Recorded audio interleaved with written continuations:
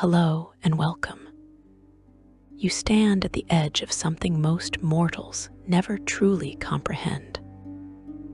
You have heard tales of fairy courts and enchanted forests, of cities that appear and vanish like morning mist, of places where time flows like honey and stories walk among you as living truth. But what happens when those stories are cut short? What happens when the thread connecting imagination to reality is severed by catastrophe? Tonight, you will learn of 7 magnificent cities, jewels of an impossible realm, that found themselves trapped between worlds when the nation of Syre died screaming. You will understand how the day of mourning did not merely destroy one country on the material plane, but sent ripples through the fabric of existence itself, catching 7 cities in a prison of fractured reality. The plane of Thelanis exists beyond the mortal world you know. Some call it the Faerie Court, others name it the realm of stories, but both titles touch upon the same fundamental truth. Thelanis is the place where narratives have substance, where archetypal tales manifest as tangible locations, where the stories that mortals tell around fires and pass down through generations take on flesh and stone and living breath.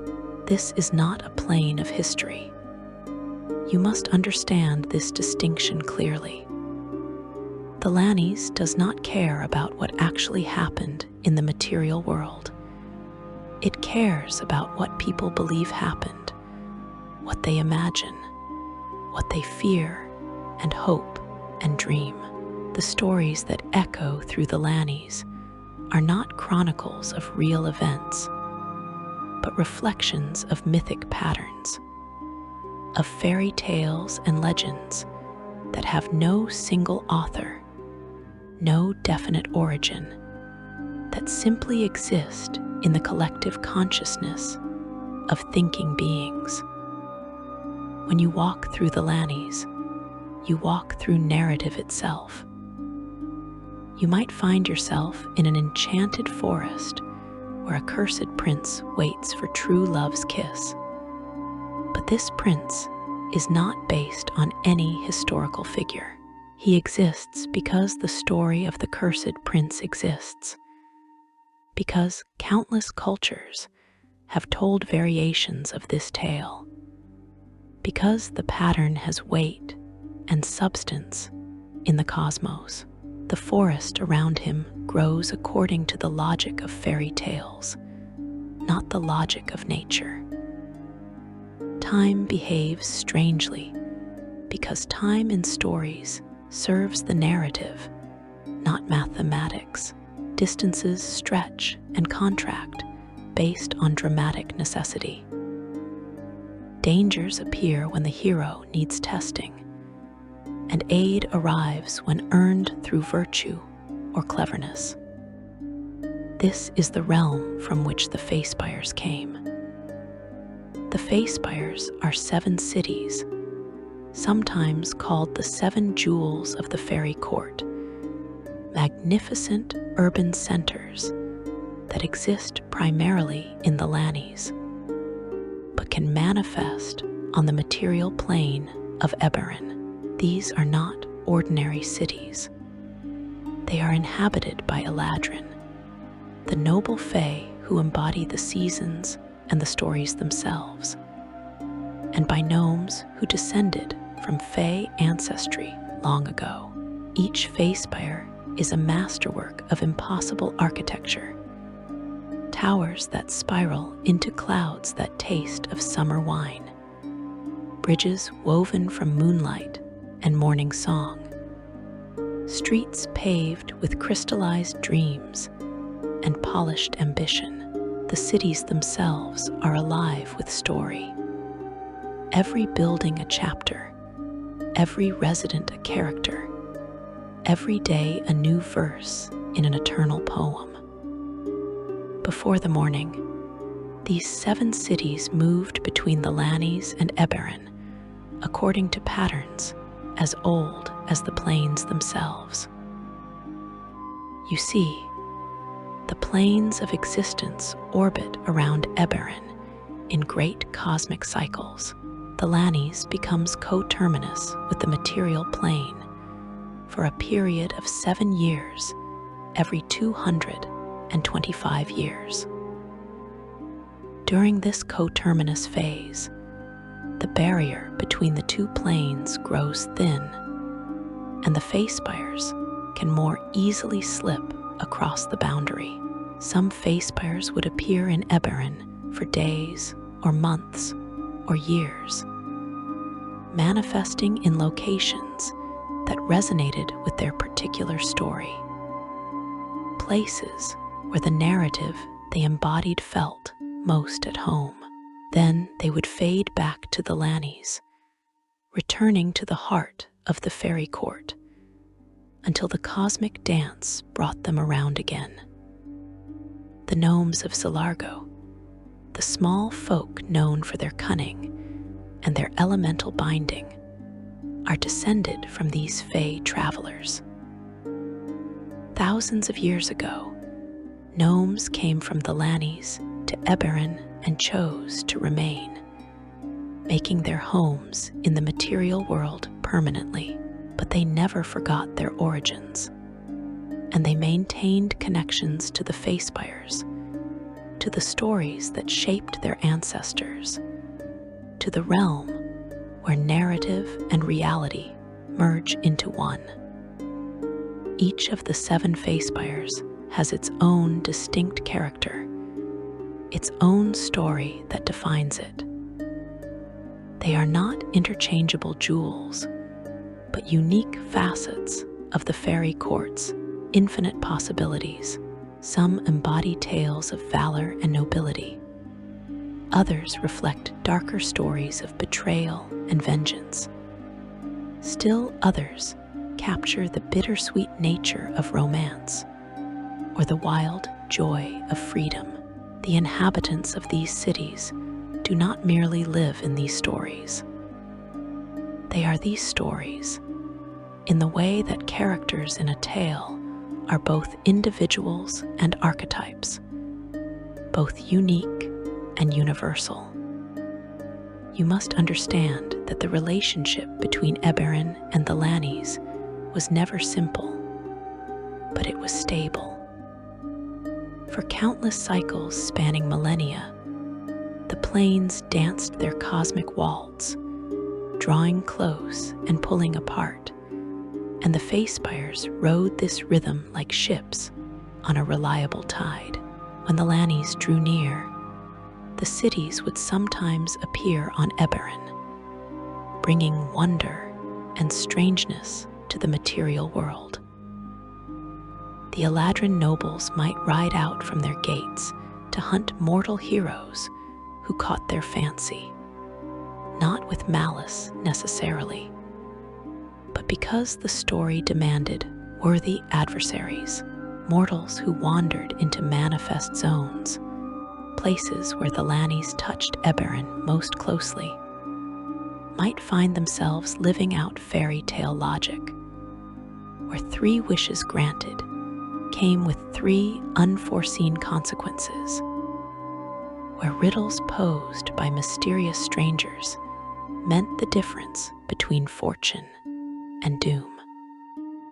The city of Joridal was known even then, one of the 7 jewels, though its story was still unfolding.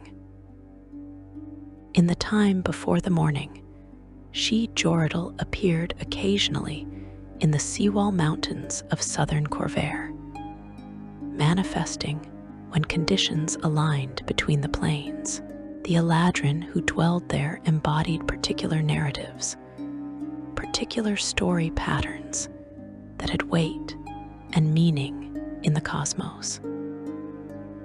They were both real individuals with thoughts and feelings, and also archetypal figures whose identities were shaped by the roles they played in the greater narrative of their city.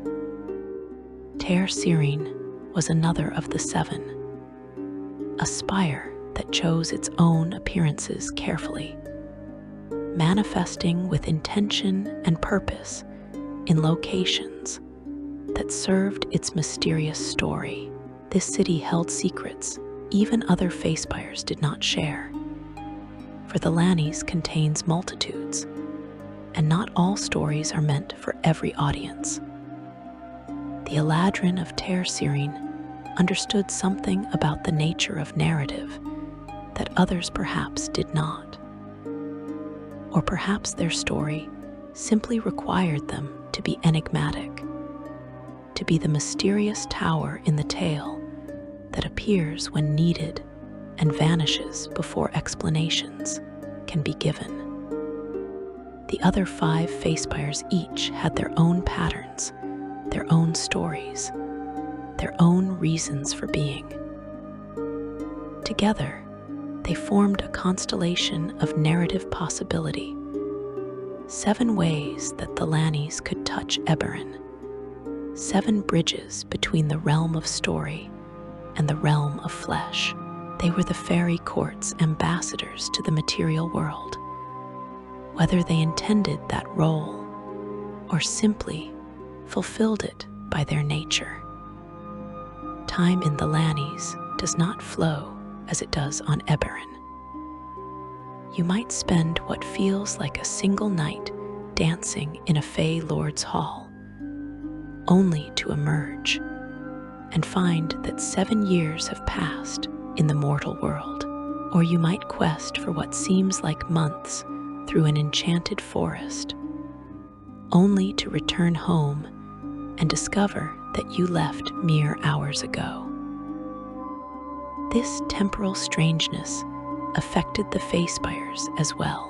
When they manifested on Eberron, they brought some of that story time with them, creating pockets where mortal understanding of past, present, and future grew confused and uncertain.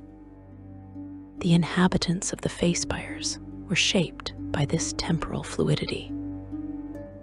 An Eladrin noble might hold a grudge for centuries over a slight that happened in their origin story, unable to forgive or move past it because their narrative required them to be the eternally wronged party seeking redress. Another might wait patiently for a prophesied hero to arrive, not aging, not changing, simply existing in eternal anticipation, because that was their role in their story. This does not mean they lacked depth or complexity. Rather, their depth came from how thoroughly they embodied their narrative roles, how completely they became the characters they represented. The relationship between the Feyspires and Eberron was also commercial and diplomatic in nature. When the cities appeared, they sometimes traded with mortal nations, exchanging goods that existed only in story logic for material items that could be brought back to the Thelanis. An Eladrin merchant might offer you a sword that would never break as long as your cause was just, or a cloak that would keep you warm in the coldest winter, but would vanish if you used it to hide a lie. In return, they might ask for something that had sentimental value, not monetary worth, because stories care about emotional truth, not economics. Before the Mourning, this entire complex system functioned with the regularity of seasons, the predictability of tides. The planes orbited, the Thelanis drew close and pulled away. The Feyspires appeared and vanished. Stories were lived and retold, and the cosmos maintained its grand pattern. The gnomes of Zilargo remembered their heritage and sometimes caught glimpses of the cities their ancestors had left behind. Mortal heroes occasionally stumbled into Fae bargains and emerged changed, carrying curses or blessings that would shape the rest of their lives. The Faerie Court held its revels and its hunts, its noble feuds and its grand reconciliations. And the 7 jewels shone bright in both Thelanis and Eberron. You need to grasp the stability of this system to understand the horror of what came next. This was not a fragile arrangement waiting to shatter. This was not a temporary peace or a delicate balance. This was the fundamental nature of how these planes related to each other, woven into the fabric of reality itself over countless millennia. The cosmic orbit of Thelanis around Eberron was as reliable as gravity, as constant as the passage of time itself in the material world. The Feyspires themselves were anchored to this cosmic rhythm. They could not simply choose to remain on Eberron permanently during this era, nor could they be forced to stay in the Thelanis when the planar alignment called them forth. They existed in both locations simultaneously, in a sense, with manifestation on one plane or the other being a matter of where the veil between worlds grew thin enough for their full reality to press through. They were liminal spaces, threshold cities, existing in the margins between story and history, between the archetypal and the actual. When mortals encountered the Feyspires during their manifestations on Eberron, they often reported a sense of unreality, a feeling that they had stepped sideways out of the normal world into a place where different rules applied. Food tasted more vivid, colors seemed more saturated, emotions ran stronger and clearer. This was not imagination or enchantment in the sense of spell casting. This was the nature of the Thelanis bleeding through, the realm of story making itself known. In the presence of a Feyspire, you became more archetypal yourself, more aligned with the narrative patterns that define hero, villain, innocent, sage, fool. Your own story came into sharper focus, and you might find yourself acting not as your complicated, contradictory self, but as a cleaner, clearer version, the you who would make sense in a fairy tale. The 7 cities represented different aspects of this story realm, different genres and moods and narrative possibilities. One might embody tales of noble quests and courtly love, all silver towers and formal gardens where every flower had symbolic meaning. Another might reflect darker fables of trickery and consequence, its streets maze-like and its inhabitants quick with riddles and quicker with punishments for the rude or foolish. A third might capture the wild, untamed joy of the deep forest, where civilization's rules gave way to nature's older laws, and the hunt was both sport and sacred ritual. Together, the 7 Feyspires painted a portrait of Thelanis' incredible diversity, showing mortal visitors that the Faerie Court was not one story, but infinite stories, not one type of magic, but every kind of enchantment that narrative could conjure. They were proof that the realm of stories contained multitudes, that fairy tales were not simple children's entertainment, but complex explorations of hope and fear, desire and consequence, transformation and truth. This was the world before the Mourning.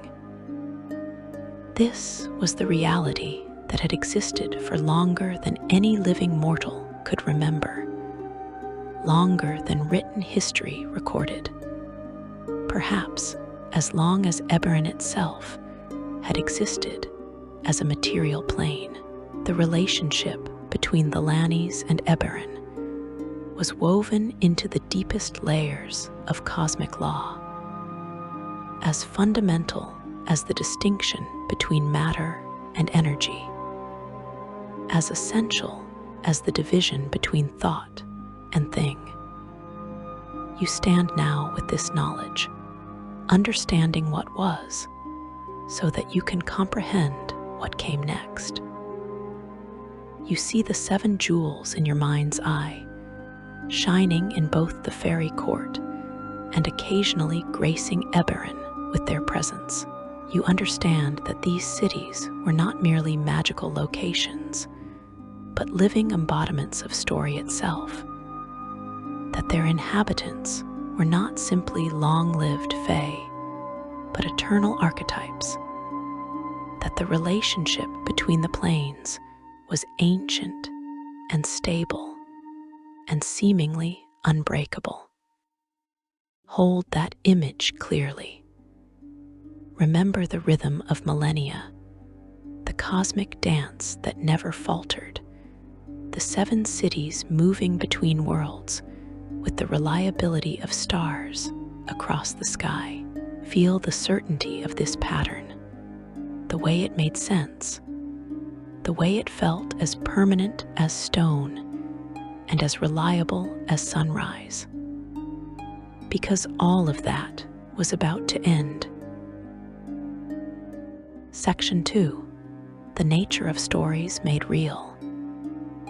You need to understand how the Thelanis functions, not as a place with laws of physics like the material world, but as a realm where narrative logic supersedes natural law.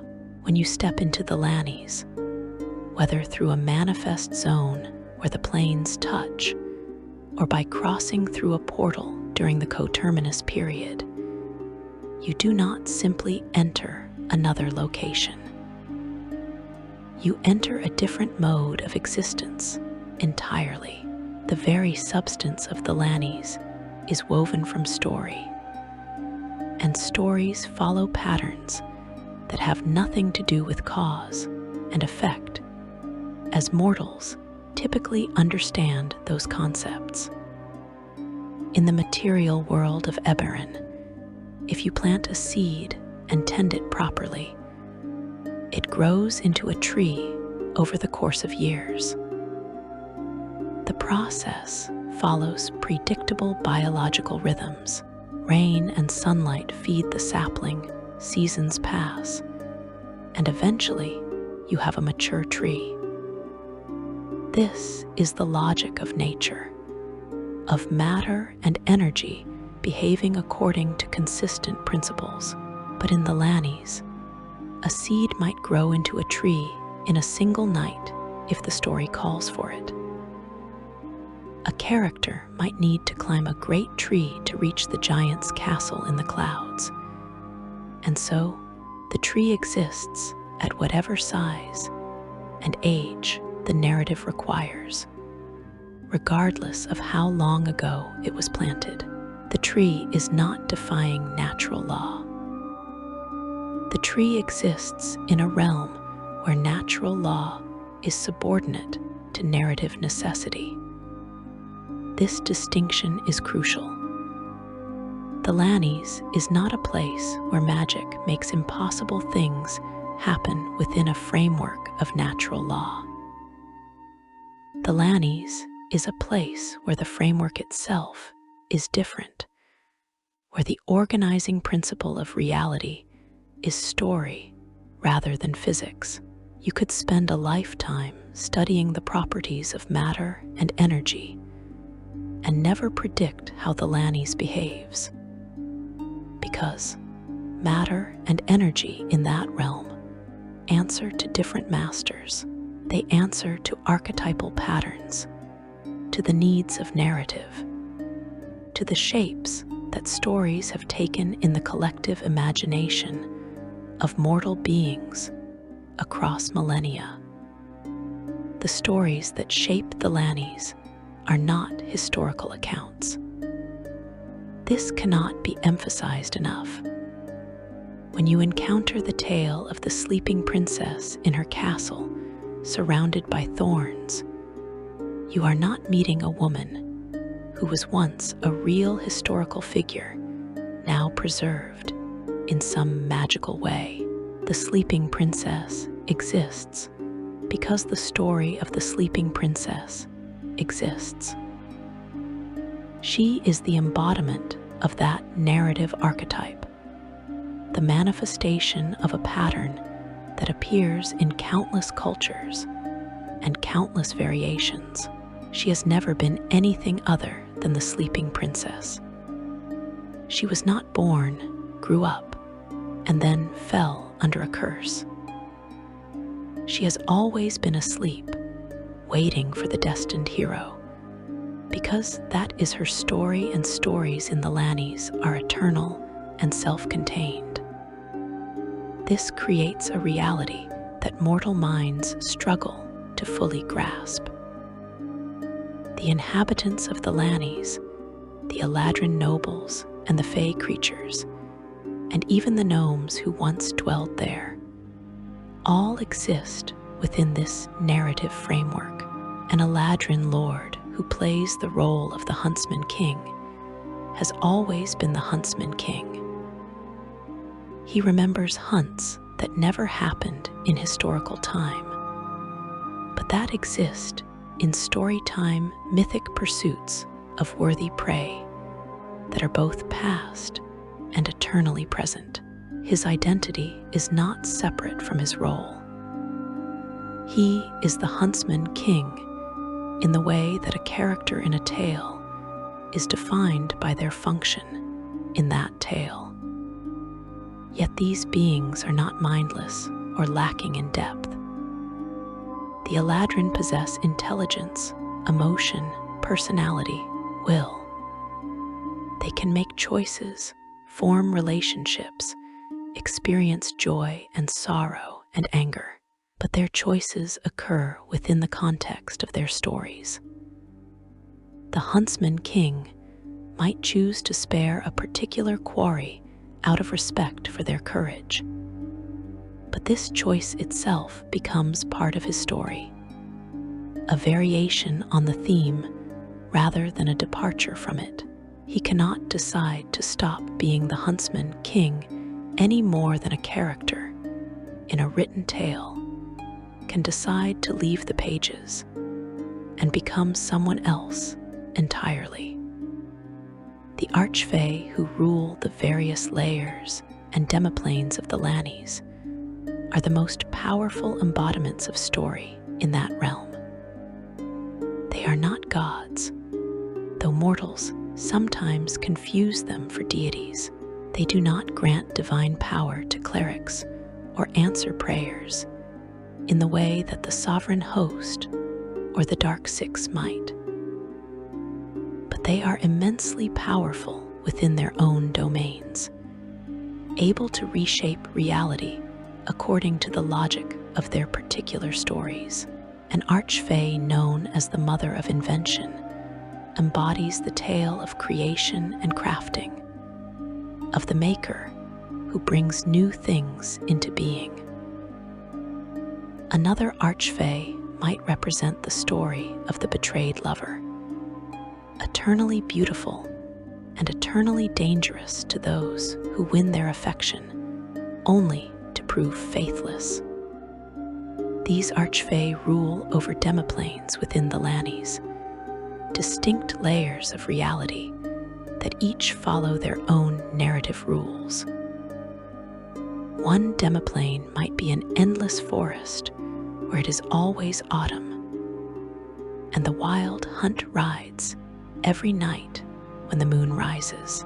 Another might be a palace of ice where it is eternally winter, and the courtiers engage in elaborate social rituals that have been performed the same way for as long as the story has existed. These demiplanes overlap and intersect in ways that do not always make geographic sense.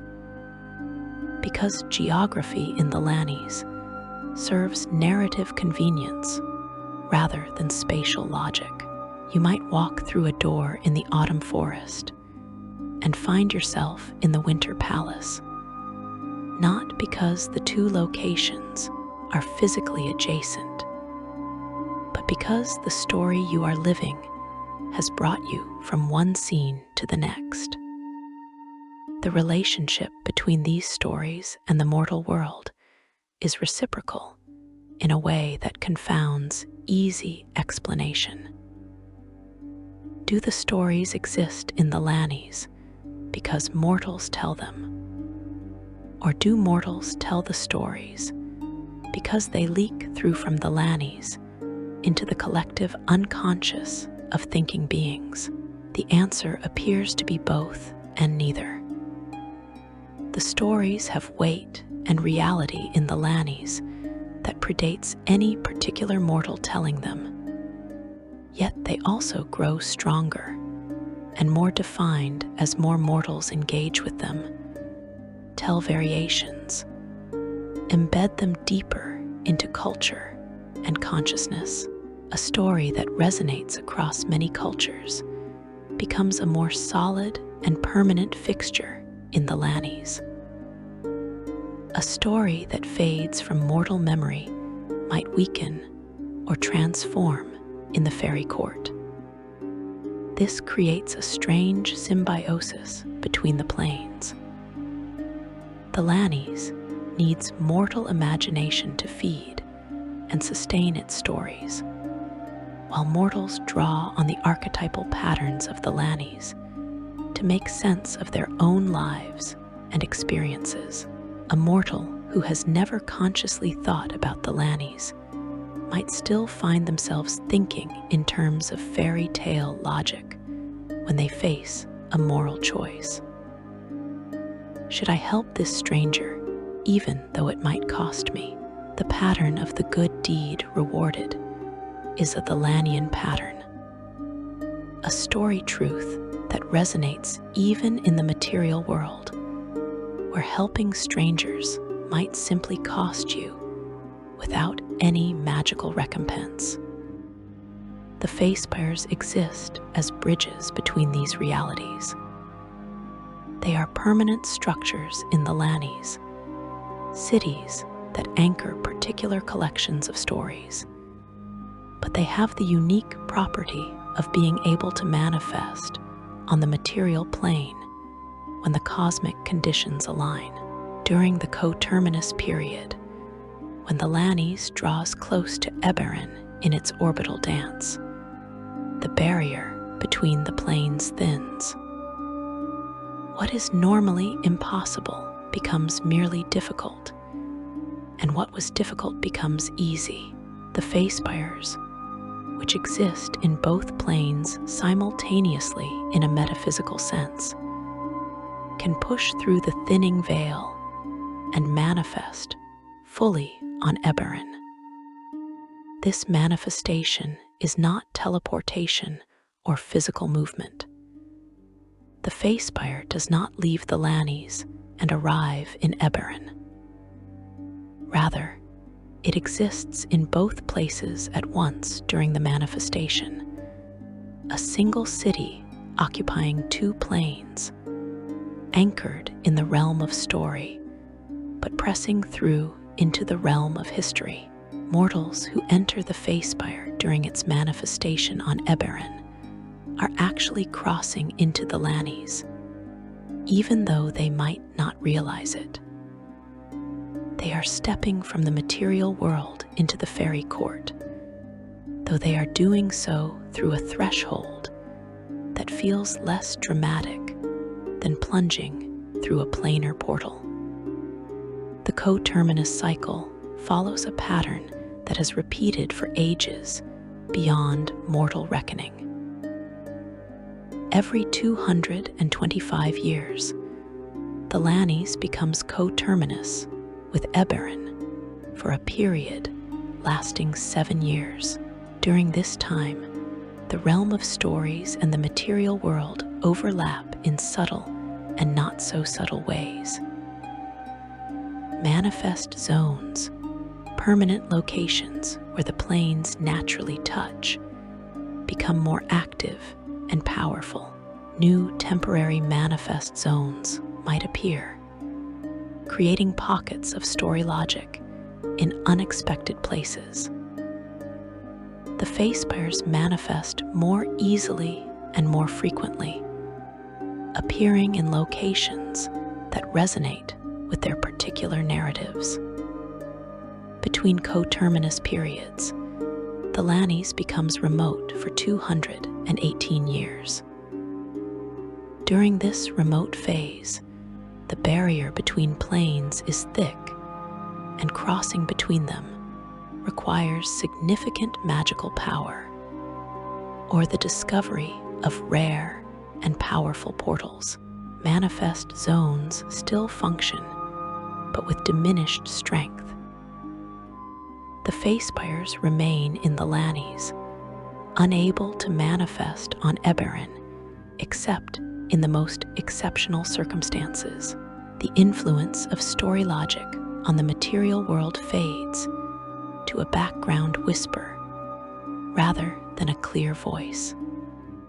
Manifest zones represent permanent weak points in the barrier between planes, locations where the geometry of reality allows two planes to touch even when they are not coterminous. A manifest zone linked to the Thelanis creates an area where story logic bleeds into the material world even during remote periods. Mortals who live near such zones might find that their lives take on narrative patterns more clearly. Prophecies spoken in jest come true in unexpected ways.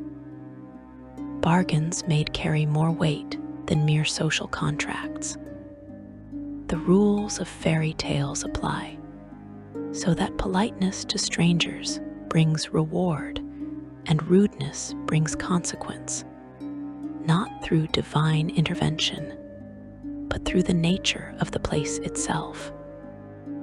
During coterminous periods, these manifest zones blossom into full portals to the Thelanis. A forest that normally just feels more magical and dangerous might become a true extension of the Faerie Court, with fey creatures walking openly and clearings that lead directly into the autumn realm or the winter palace. Mortals who wander into these enhanced zones might find themselves truly lost in story, unable to return to the material world until they fulfill the narrative they have stumbled into. You might need to answer a riddle correctly, or complete a quest, or learn a lesson before the forest releases you and allows you to find the path home. The inhabitants of the Feyspires understood this cycle intimately.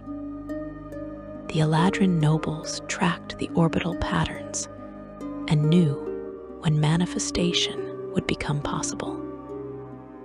They prepared for these periods, deciding which stories they would bring to the material world, which mortals they might interact with, what narrative purposes would be served by their appearance on Eberron.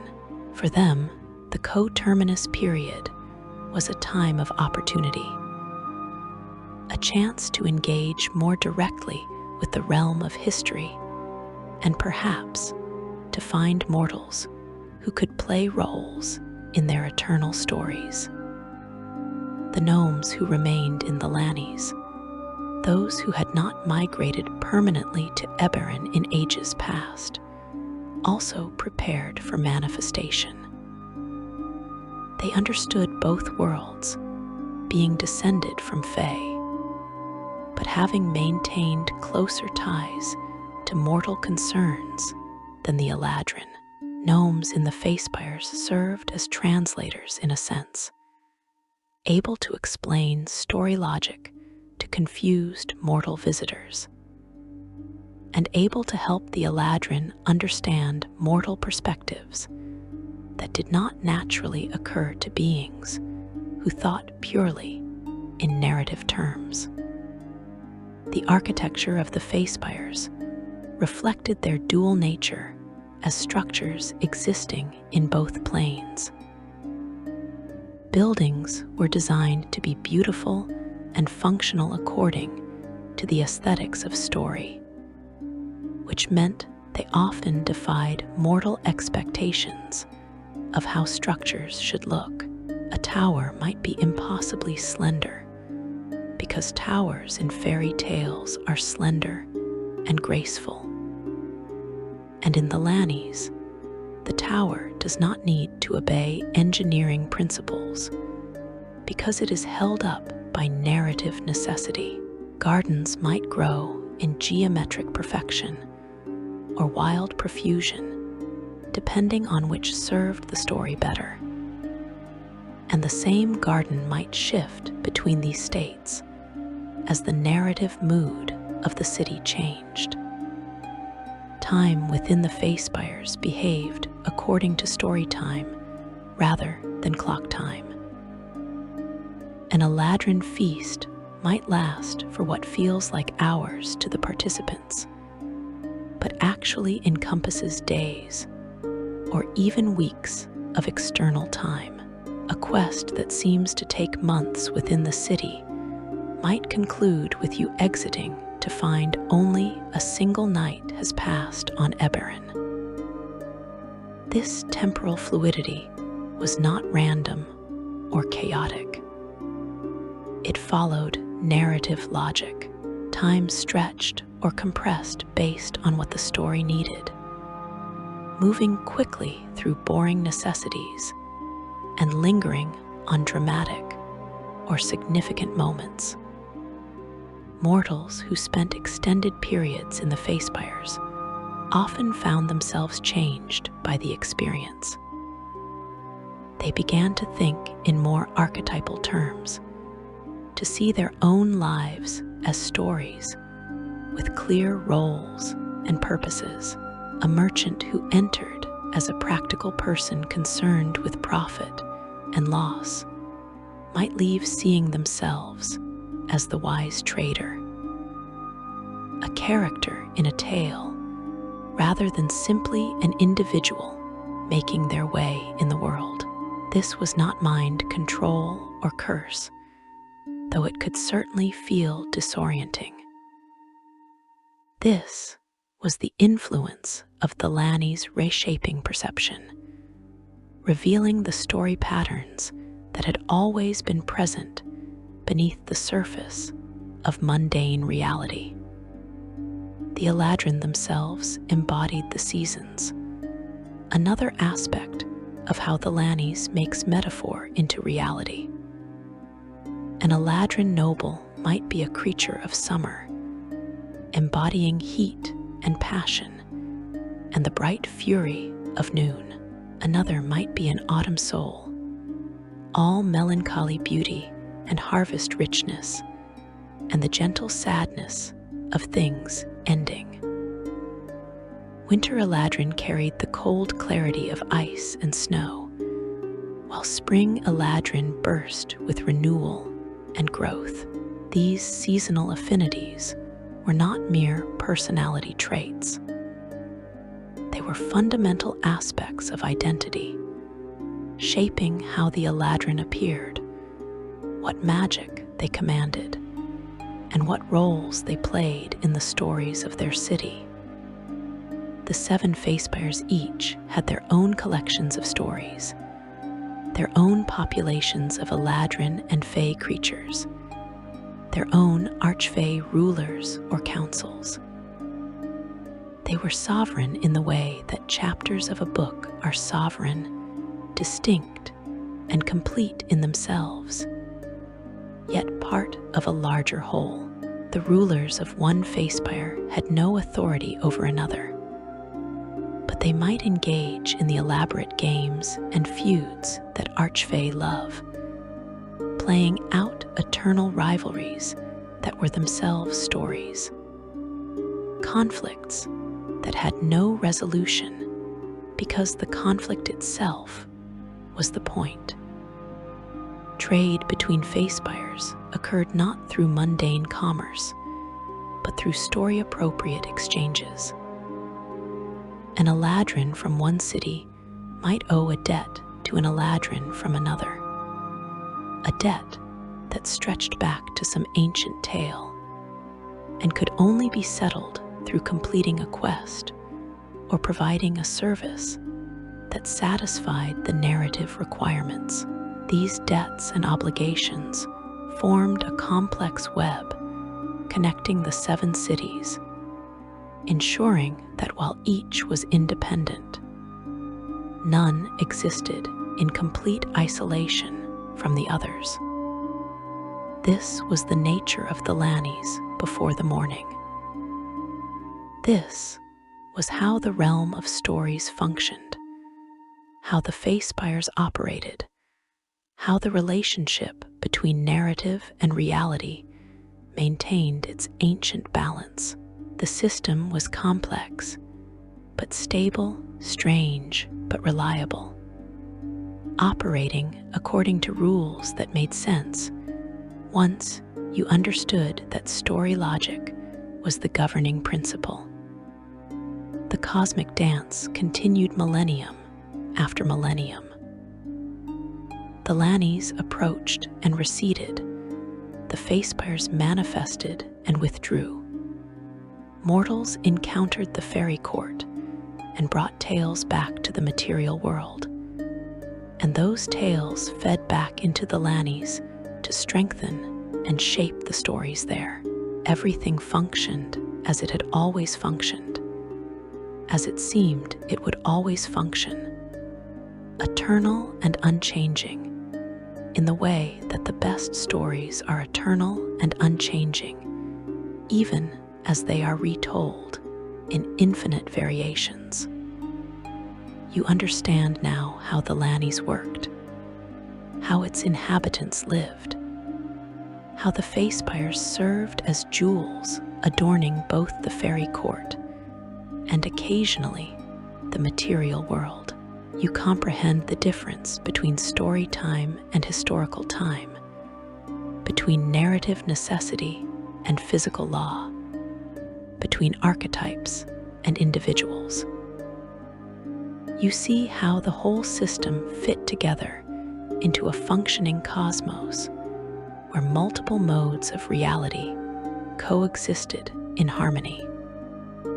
And you are ready now to understand what happened when that harmony shattered. Section 3. The day that changed everything. The 20th day of Olarun in the year 994 marked the end of everything certain. You need to understand that this was not merely a disaster confined to one nation on the material plane. What happened to Syre that day rippled outward through the fabric of reality itself, touching planes that should have been insulated from mortal catastrophe, shattering relationships between worlds that had endured since the cosmos took its current shape. The day of mourning, as it came to be called, was not just the death of a nation. It was a wound in the structure of existence. On that morning, Syre was a nation at war, exhausted by decades of conflict, but still fighting, still hoping for victory, or at least honorable peace. The last war had consumed Corvair for more than a century, turning the 5 nations that had once been united under Galifar into bitter enemies. Syraen, once the jewel of that united kingdom, the cultural heart and the royal seat, had been fighting to preserve what it could of its territory and its people. The Syraens were tired, desperate, perhaps willing to consider options they would have rejected in easier times, but they were still a functioning nation, still home to millions of people going about their lives, despite the shadow of war. Then, in an instant that defied mortal comprehension, everything changed. The exact moment is recorded by those who witnessed from outside Syraen's borders. It happened at noon, when the sun stood highest in the sky, when shadows were smallest and the day seemed brightest. There was no warning, no gathering storm of magic that seers could detect, no prophecy that clearly predicted what was about to occur. One moment Syraen existed. The next moment it was dying. Witnesses along the borders reported seeing a brilliant flash of light emanating from deep within Syraen, somewhere in the vicinity of Making, the city known for its creation forges, where House Cannith crafted wonders of artifice and magic. The light was not the clean white of sunlight or the warm yellow of fire. It was described as wrong, a color that should not exist, that hurt to look at and hurt worse to remember. This light spread outward at impossible speed, a wave of magical energy that consumed everything it touched. What that wave did to living beings was terrible beyond description. Mortals caught in its path died instantly, but death was not the end of their torment. Their bodies did not fall and decay as bodies should. Instead, they were transformed, twisted, left standing or wandering in states that were neither life nor death, but something else entirely. The land itself warped under the wave's touch. Geography folded and changed. Places that had been miles apart found themselves adjacent. Rivers altered their courses or stopped flowing altogether. The very rules of nature seemed to break down within the expanding boundary of the effect. But you are not here to learn the full horror of what happened to Syraen and its people, though that horror deserves to be remembered and mourned. You are here to understand what that wave of magical catastrophe did to the cosmos beyond the material plane, to the relationship between worlds, to the 7 cities that had existed in harmonious connection, to Eberron, for longer than mortal history recorded. When the wave of the Mourning reached the borders of Syraen, it stopped. The effect contained itself within the national boundaries, with precision that suggested either intention or some deeper cosmic principle at work. But while the visible, material effect stopped at those borders, the magical and planar reverberations did not. The amount of energy released in that moment, the fundamental wrongness of what had occurred, sent shockwaves through the structure of reality itself. Every plane connected to Eberron felt something, though not all felt it equally or in the same way.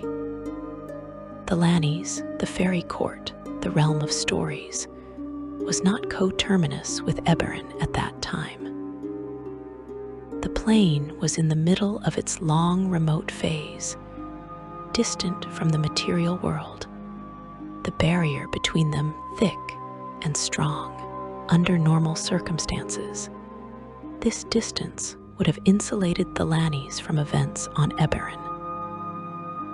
Mortals die every day, nations rise and fall across centuries, wars rage and peace returns, and none of this directly affects the realm of stories. Thelanis operates according to its own logic, its own rhythms, independent of the historical events that unfold on the material plane. But the mourning was not a normal event. The mourning was a tear in the fabric of reality, and that tear bled magic and chaos across the boundaries between planes.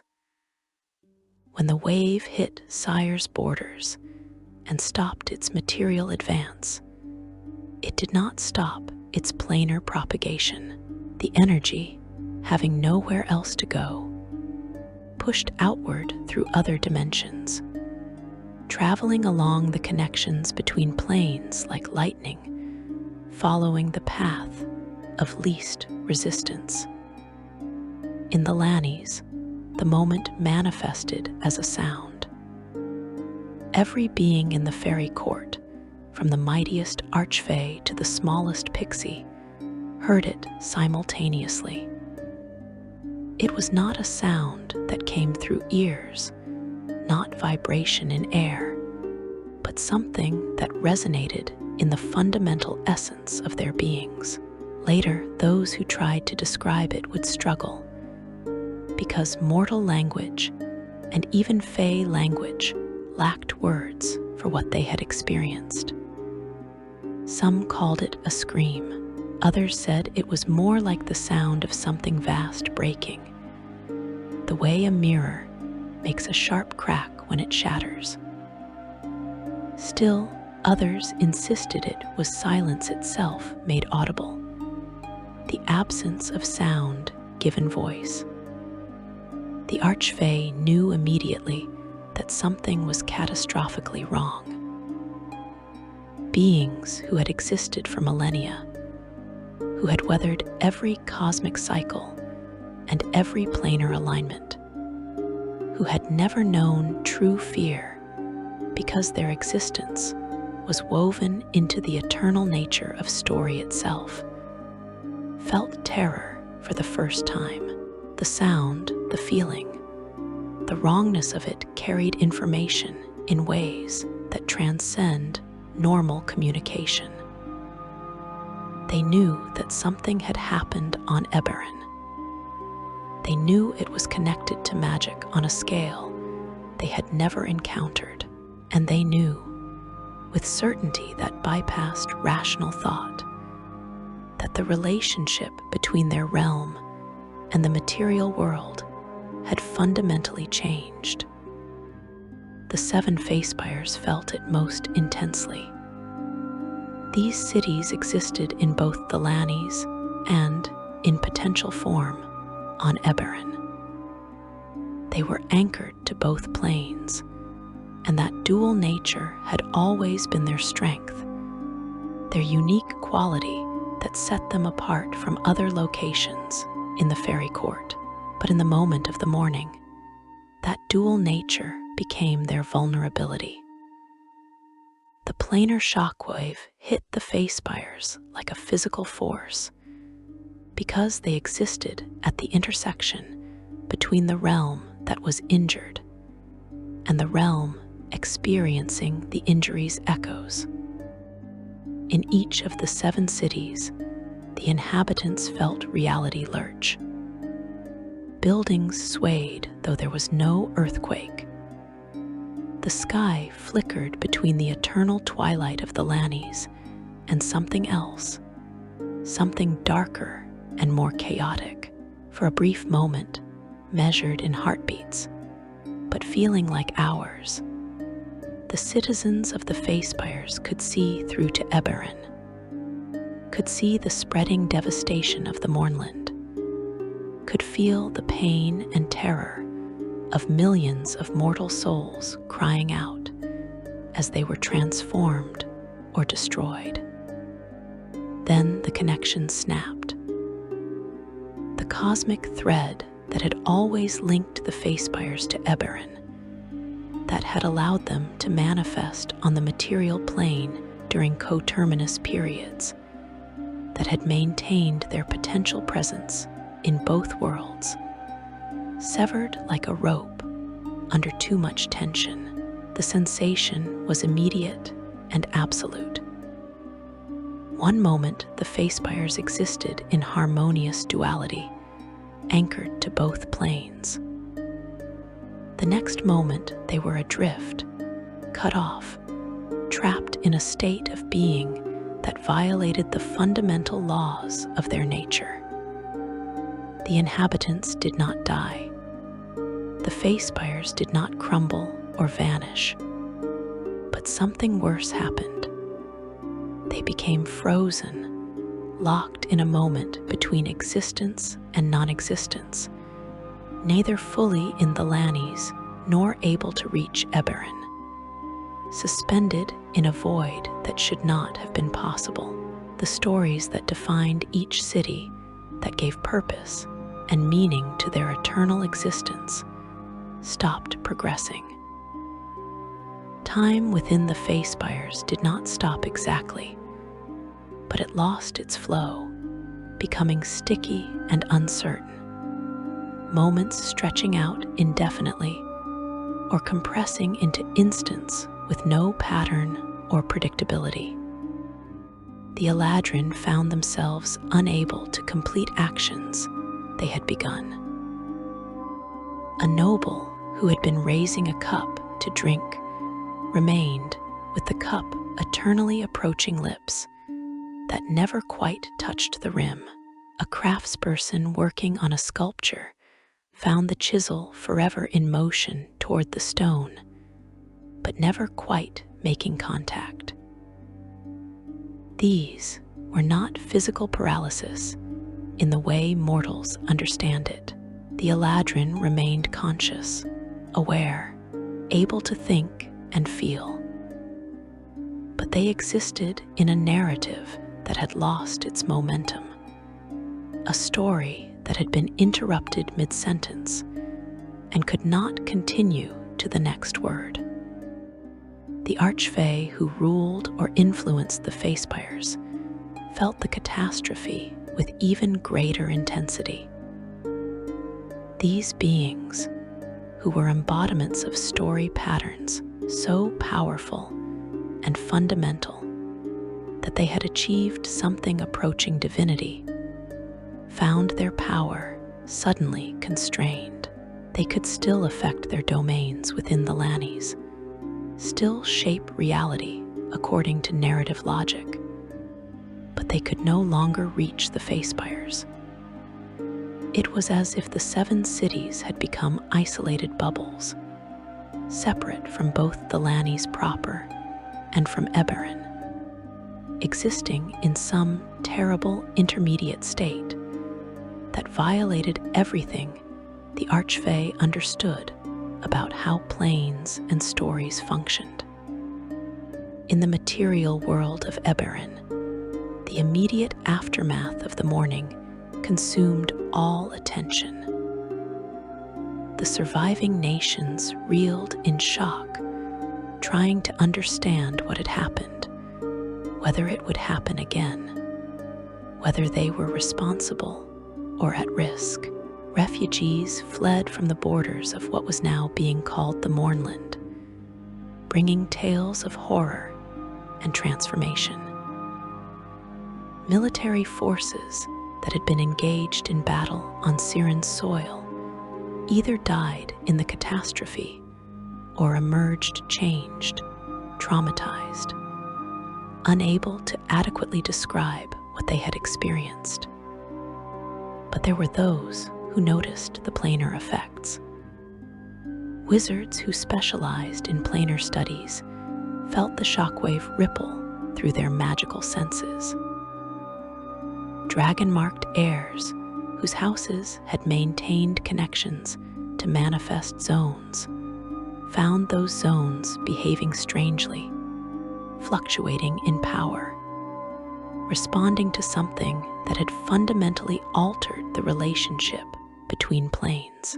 The gnomes of Zilargo, descended from Fae ancestors, felt a sudden absence where there had always been a dim awareness of the Thelanis and the Feyspires of their origin. Some gnome elders reported dreams in the nights following the mourning, visions of the 7 cities, frozen and unreachable, screaming silently across a void that had opened between worlds. These dreams were dismissed by many as trauma responses to the general horror of Sire's destruction. But those who had maintained stronger connections to their Fae heritage knew better. They understood that they were perceiving something real, a catastrophe that had occurred on multiple planes simultaneously, and that the nation of Syre was not the only victim of that terrible day.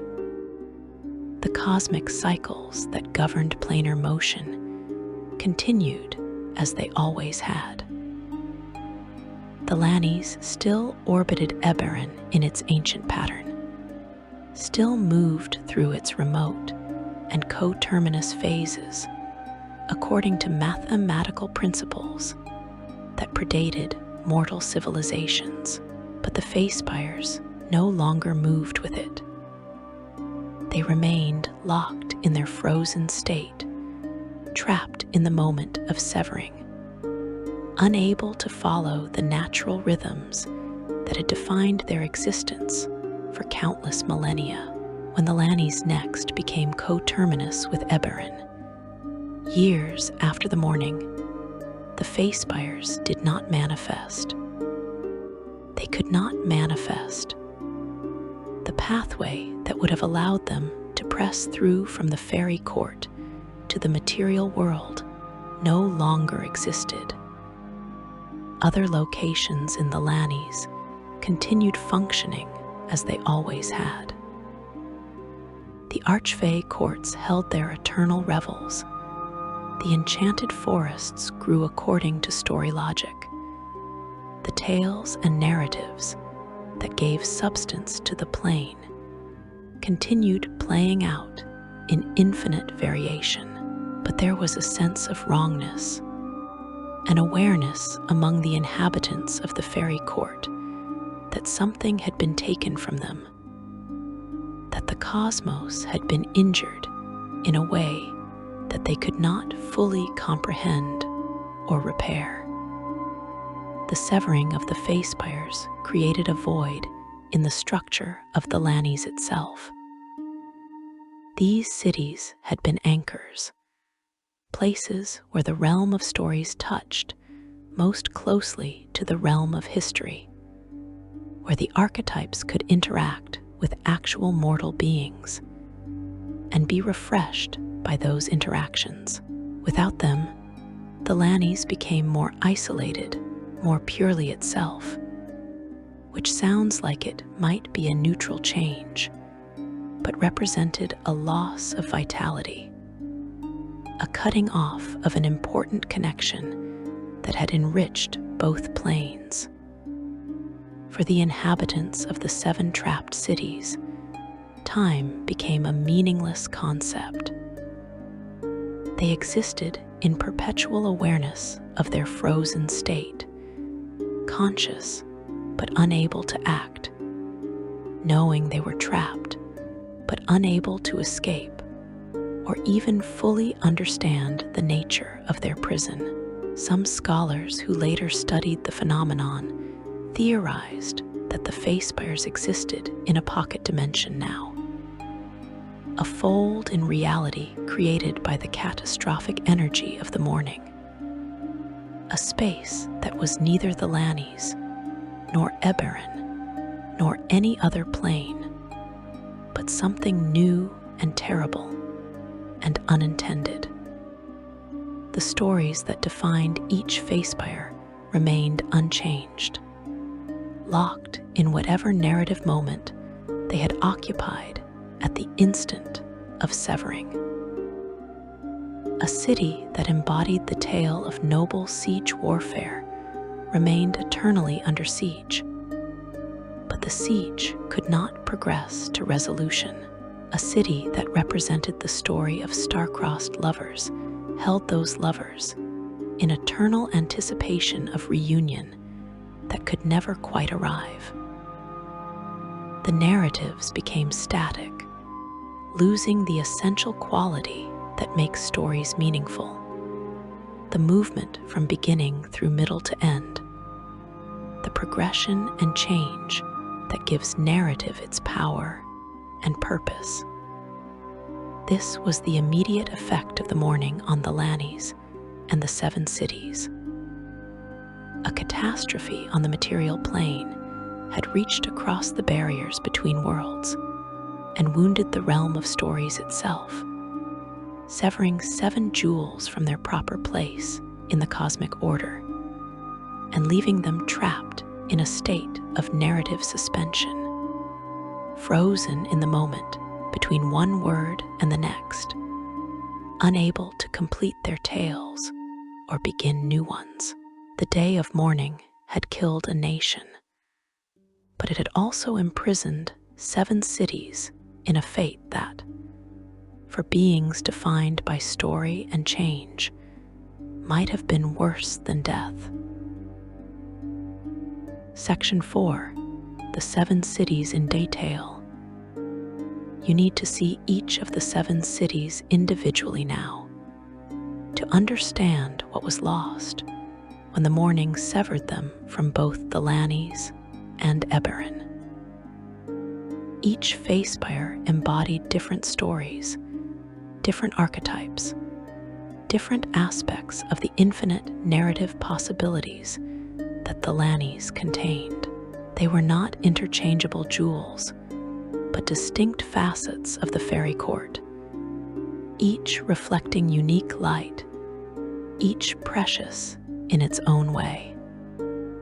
Shae Joridal stands foremost in the tales that survived, perhaps because its story was one that resonated deeply with mortal understanding.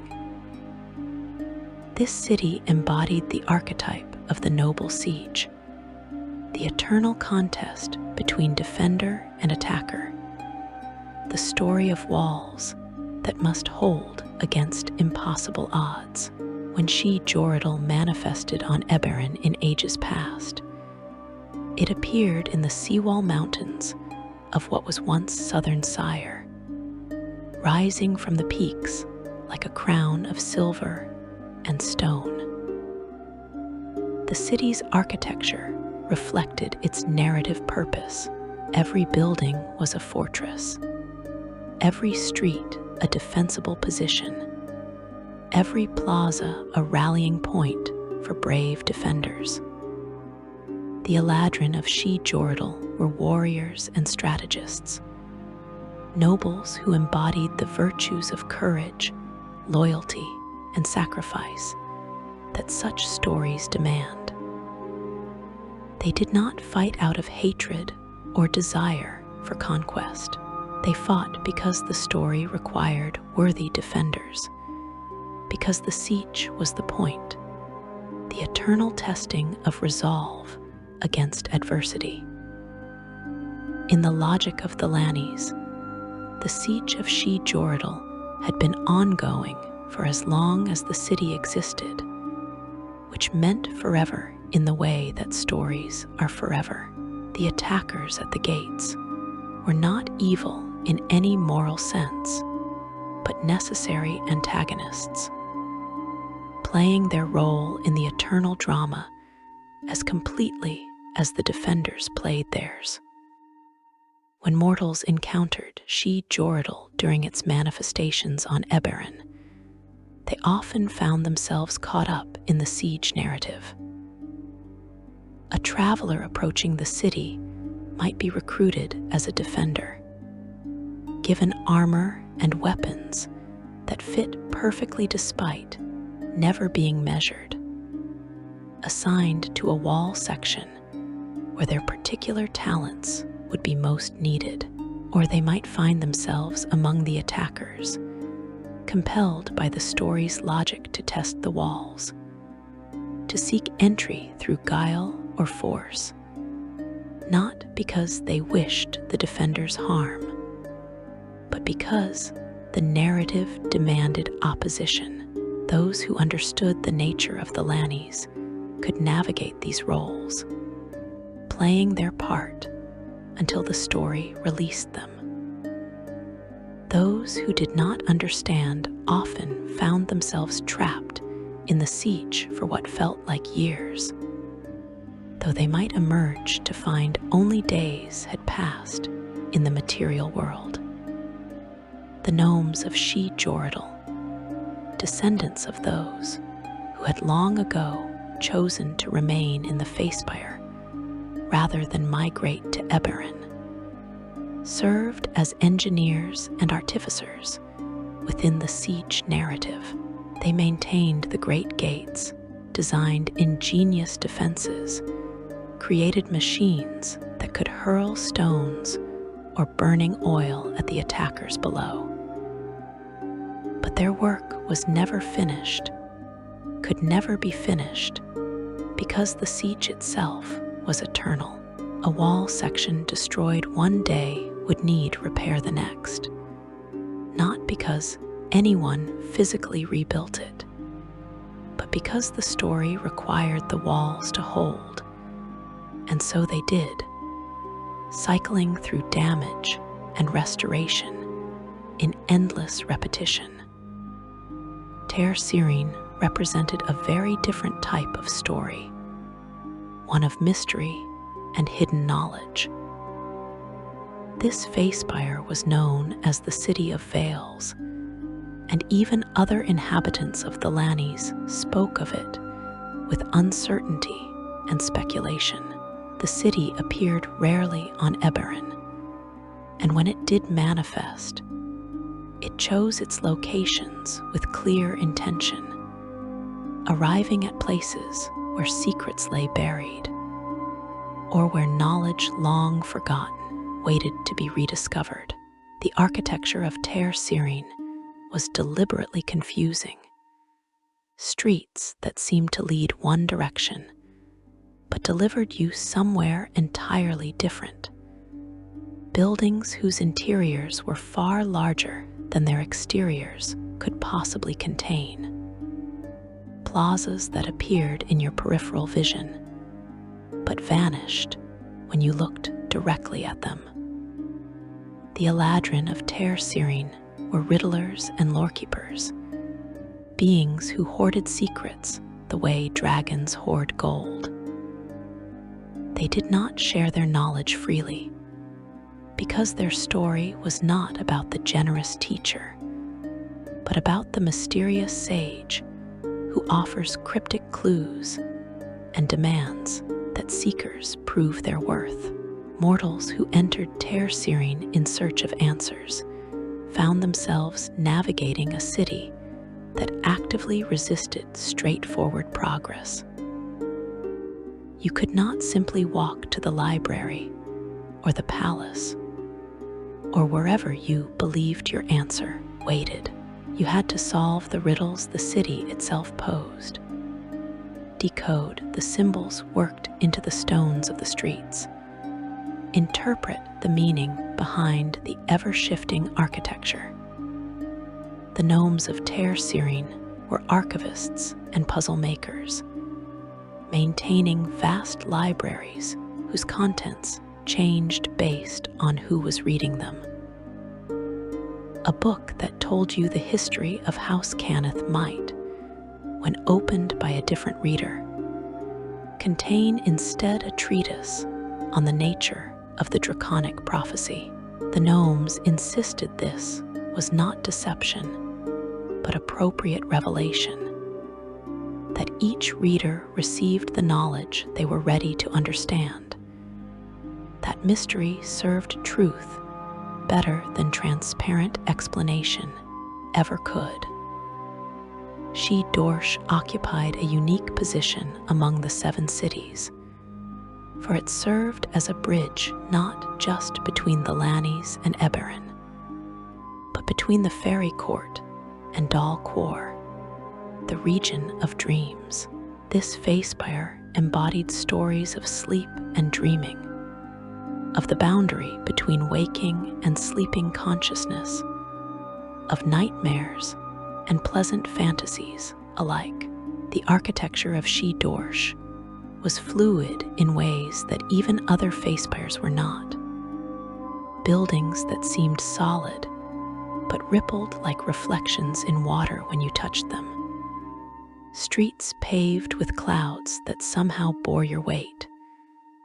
Towers that reached toward a sky that cycled through the colors of sunset and dawn without ever fully committing to day or night. The Eladrin of Shae were dreamweavers and interpreters of portents, beings who understood that the logic of dreams was its own valid form of narrative, different from waking stories, but no less meaningful. They could walk through the dreams of sleeping mortals, not to manipulate or control, but to observe and sometimes to offer guidance in symbolic form. A mortal struggling with a difficult decision might dream of standing at a crossroads where each path showed different consequences, and that dream might be shaped by an Eladrin of Shae who sought to help the dreamer see their choice more clearly. The connection to Dal Quor made Shae particularly vulnerable to planar disturbances. When the mourning occurred and sent its shockwave through the structure of reality, Shae felt the impact not just from the direction of Eberron, but from Dal Quor as well, caught between 2 planes that both reeled from the catastrophe. The city's bridge function, once its greatest strength, became a point of terrible weakness in that moment of cosmic injury. Taer sometimes confused with other Feyspires due to the similarity in naming, was another of the 7 jewels, though its story was darker than most. This city embodied tales of fear and transformation, of things that lurked in shadows and waited to pounce, of the moment when safety gives way to danger and the familiar becomes threatening.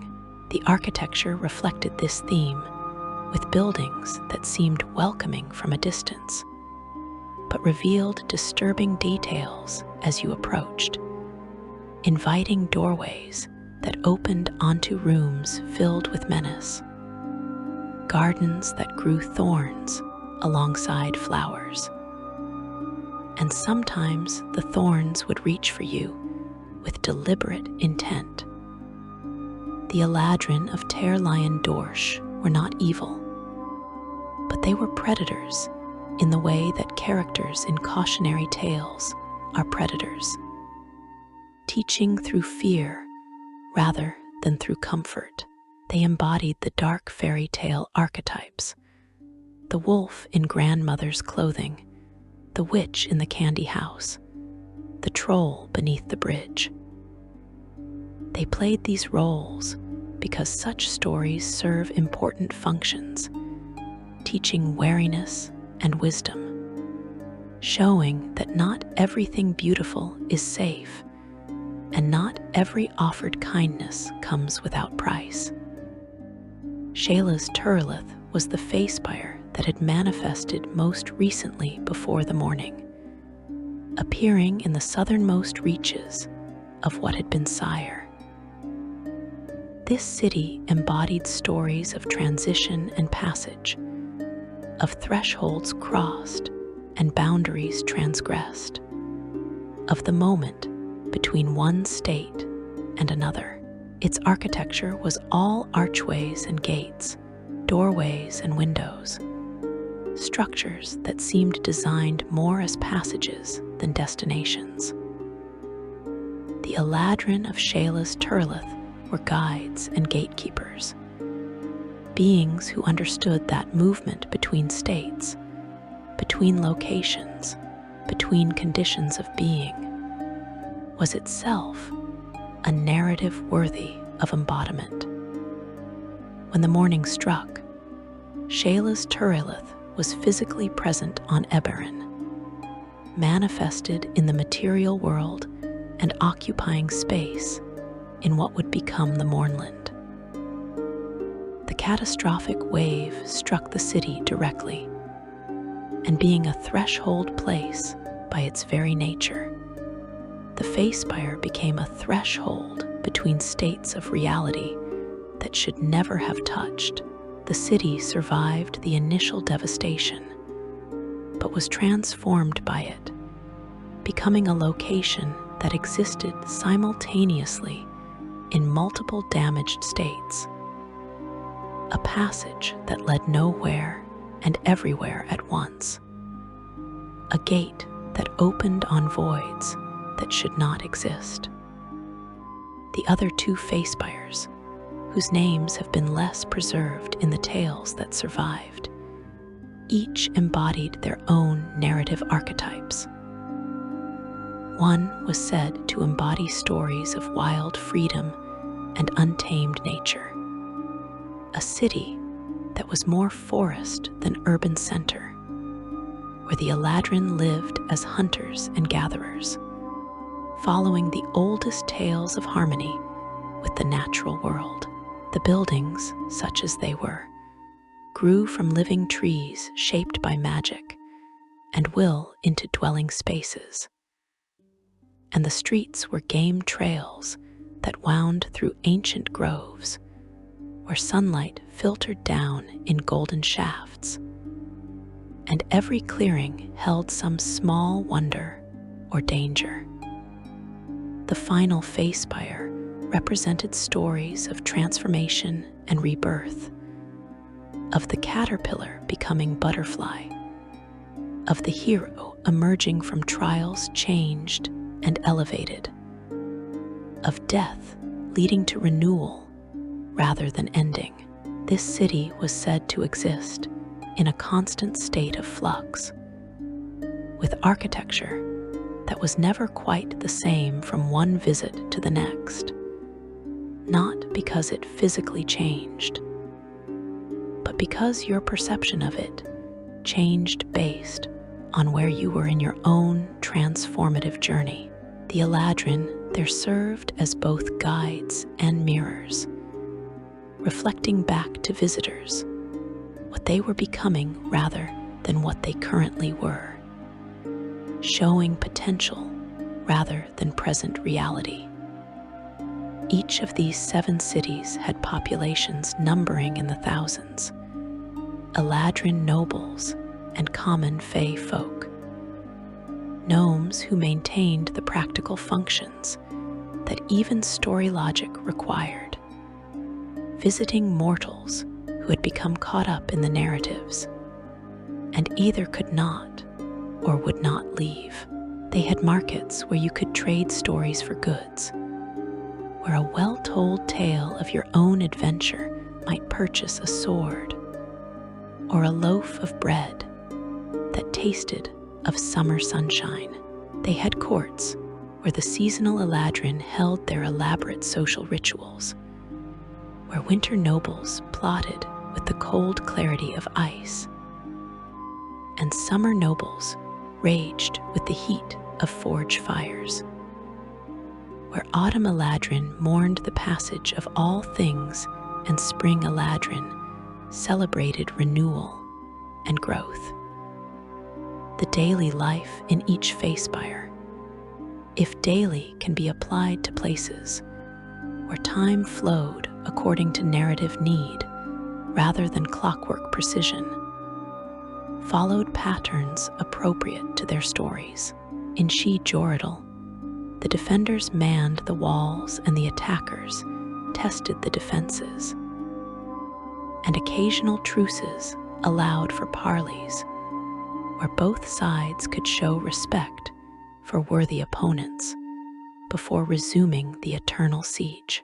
In Taer, scholars pursued mysteries through labyrinthine libraries, and ordinary citizens navigated their city by learning to read the riddles built into every corner.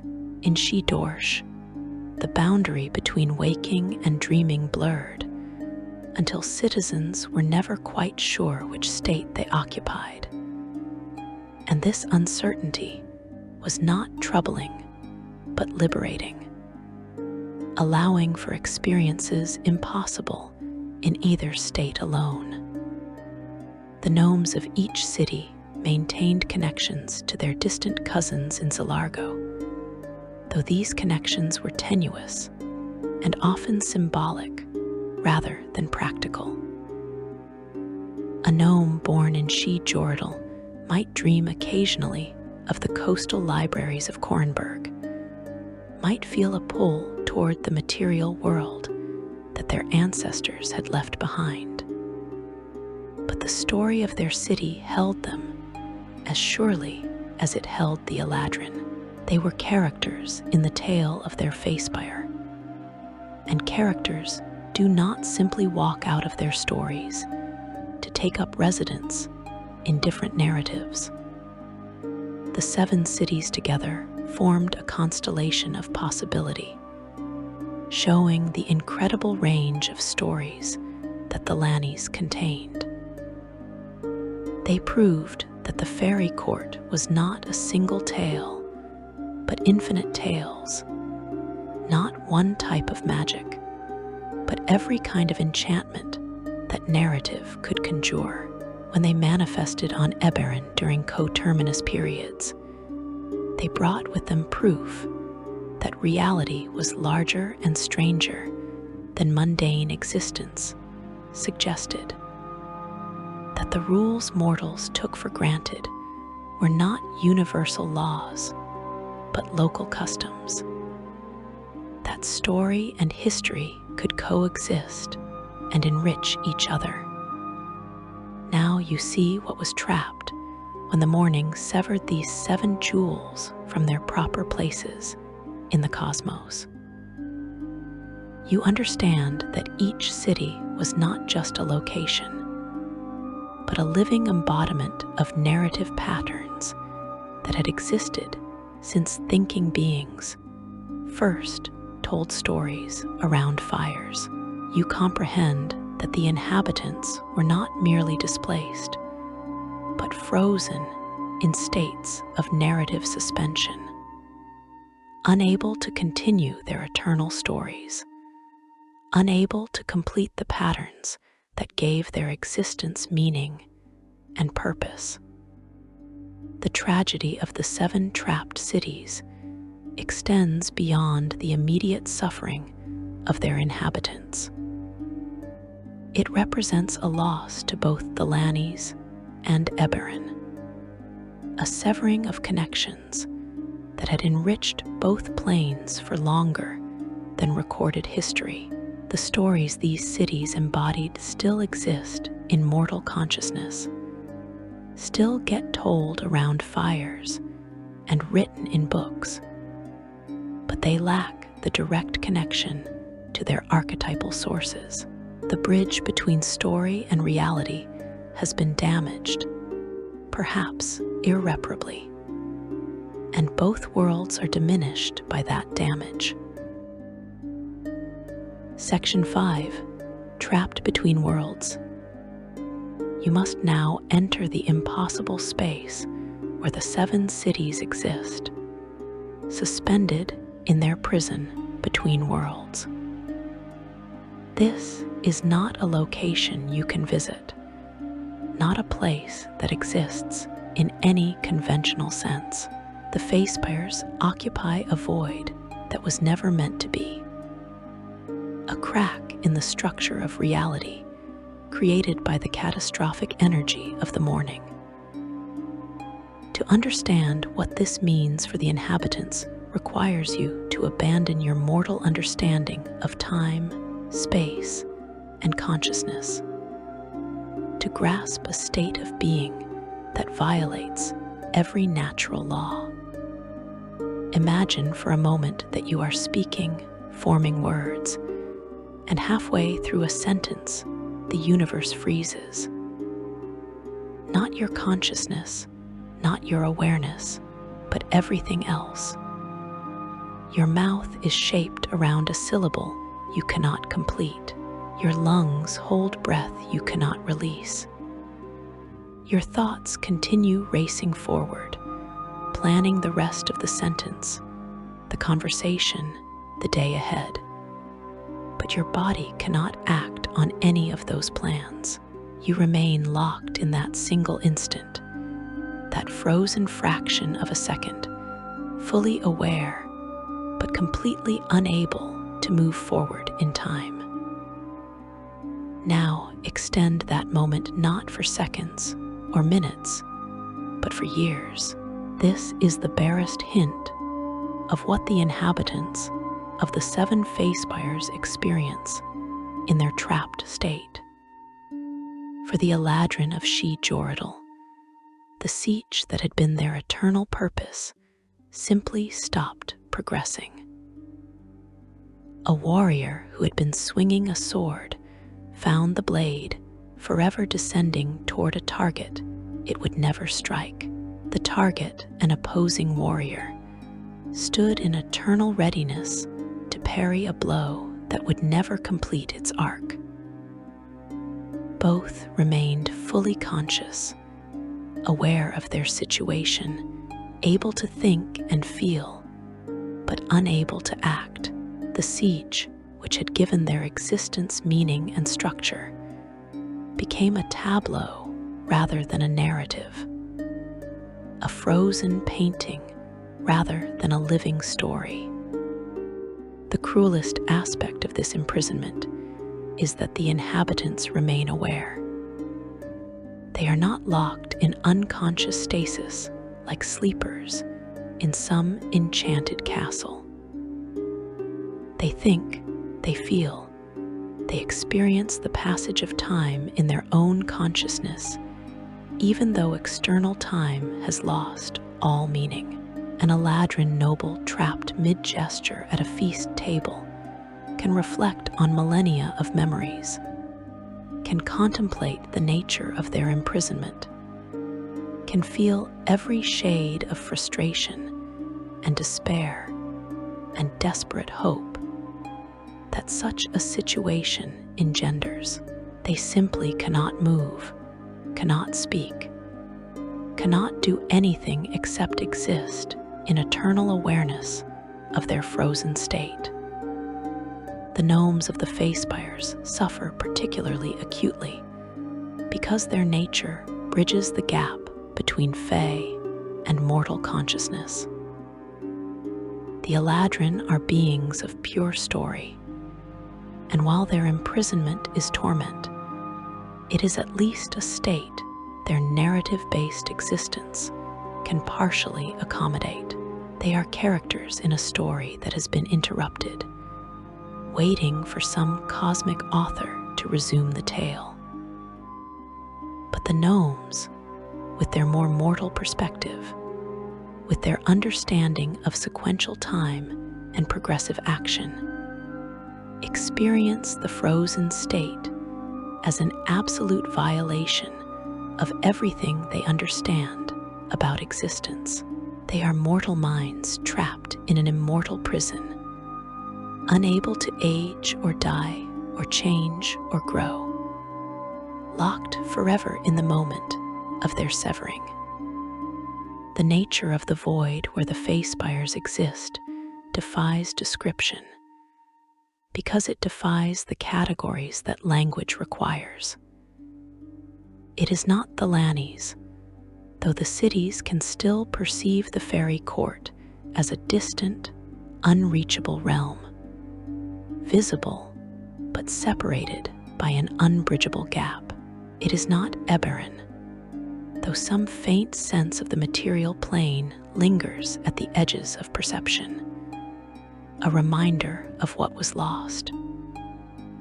It is not any of the other 13 planes that orbit the material world in their cosmic dance. It is between all of these, a fold in reality, a pocket dimension created by catastrophic magical energy that had nowhere else to go. You might imagine this void as darkness, but that would be too simple. Darkness is merely the absence of light, a natural state that mortal eyes understand. The void where the Feyspires exist is the absence of context, the lack of any reference point by which to define location or time or existence itself. When the trapped inhabitants look beyond the boundaries of their frozen cities, they do not see darkness or light or color or anything that vision can interpret. They perceive nothing, and that nothingness is not peaceful emptiness, but active wrongness, a negation so fundamental that it threatens to unravel the very concept of being. The architecture of the Feyspires remains intact in this trapped state, but it has lost its living quality.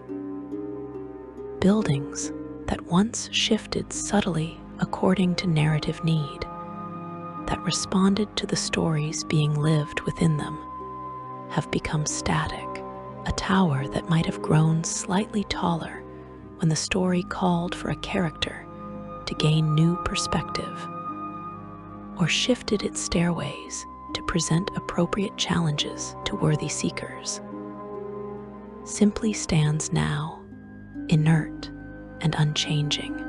The magic that animated the cities according to story logic still functions, but it cannot progress, cannot evolve, cannot respond to new narrative developments, because no new developments can occur.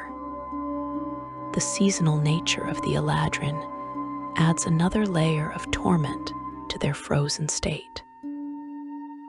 An Eladrin of summer, whose very being embodies heat and passion and the bright intensity of noon, remains locked in that state without the natural cycle that should modulate it.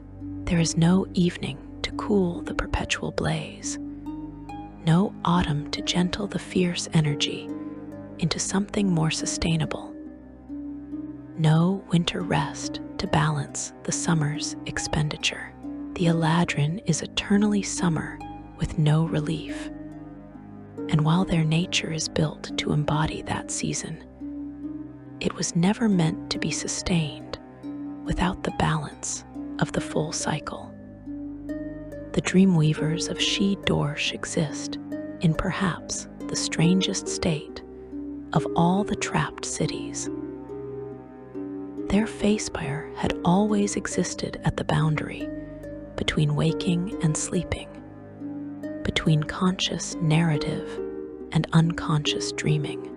In their frozen state, that boundary has become paradoxically more rigid and more fluid simultaneously.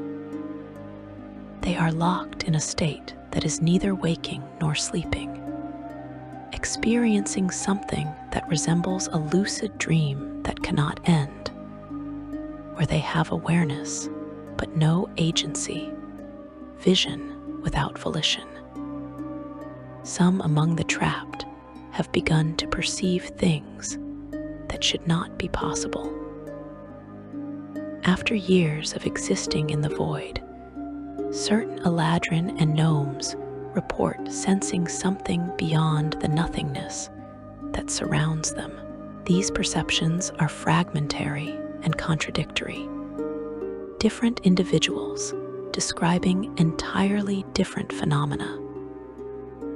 One speaks of hearing echoes of stories that are being told in the material world, distant and distorted, but recognizable.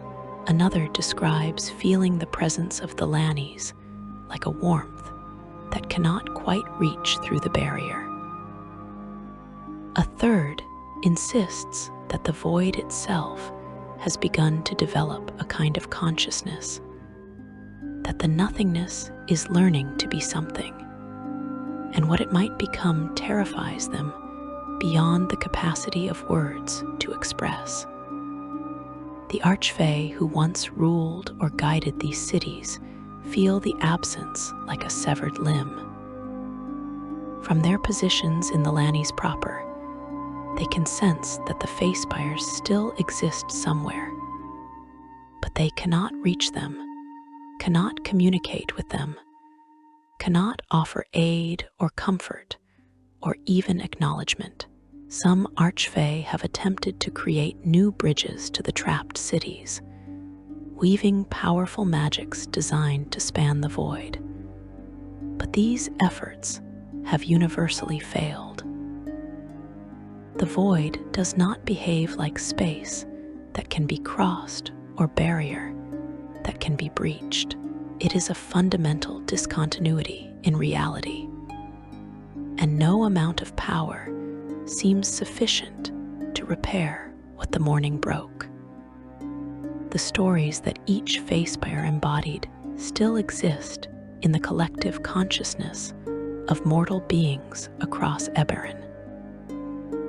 Children still hear tales of noble sieges and mysterious cities, of the threshold between dreams and waking, of transformations and trials, and all the archetypal patterns that the 7 cities represented. But these stories have become untethered from their source, lacking the direct connection to the Thelanis that once gave them particular power and resonance. The tales continue, but they are diminished, missing something essential, even though few mortal storytellers can articulate what has been lost. In the material world, scholars who study planar mechanics have attempted to understand what happened to the Feyspires. Some theorize that the cities were destroyed outright, annihilated by the energies of the Mourning, and that any lingering sense of their existence is merely psychic echo, the cosmos taking time to realize that something is gone. Others argue that the Feyspires have been thrust into the space between planes, a theoretical void that cosmological models predict, but that was never meant to be occupied. Still others propose that the cities have been transformed into something entirely new, that the Mourning's energies have fundamentally altered their nature, and they now exist as entities that no longer fit any existing category. The gnomes of Zilargo, who maintain the strongest connection to Fey heritage among the mortal races, have attempted their own investigations. Some have organized expeditions to manifest zones connected to the Thelanis, hoping to find some gateway or passage that might lead to the trapped cities. These expeditions have discovered nothing, or worse than nothing, have encountered spaces within the manifest zones that feel wrong, that seem to be trying to exist, but cannot quite manage it. Pockets of reality that are neither one thing nor another. For the trapped inhabitants, the question that dominates all thought is whether escape or rescue is even possible. Can the severing be undone? Can new bridges be built to span the void? Can the cosmic order be repaired? The Feyspires restored to their proper place in the dance between the Thelanis and Eberron? Or is their imprisonment permanent, a new and terrible state that will persist until the end of all things, until the cosmos itself unravels and the distinction between planes ceases to have meaning. Some among the trapped have begun to explore the possibility of accepting their state, of finding meaning within the frozen moment, rather than eternally struggling against it. This philosophical shift represents a profound change for beings whose entire existence was defined by living stories. If the story cannot progress, can there be meaning in the pause itself? Can the frozen instant become its own narrative? A tale of endurance and contemplation rather than action and change. These questions have no easy answers, and the inhabitants remain divided between those who cling to hope of eventual liberation and those who seek to make peace with eternal imprisonment. The void has strange properties that the inhabitants have gradually discovered. Time does not flow, but something like duration still exists. One can have thoughts in sequence, can reflect on earlier thoughts and form new ones, can develop and evolve mentally, even though physical action is impossible. This creates a bizarre state where personal identity continues developing, while all external expression of that identity remains frozen. An Eladrin locked in a gesture of welcome has, over the years of imprisonment, become a different person internally, developing new understandings and perspectives and depths of character, but remains unable to express any of this through word or deed. The seven cities cannot communicate with each other in their trapped state. Each exists in its own isolated pocket of the void, separated not by distance, but by fundamental disconnection. An inhabitant of Joridal has no way to know whether the inhabitants of Syraen face the same conditions, whether they have discovered anything that might lead to escape, whether they even still exist in any meaningful sense.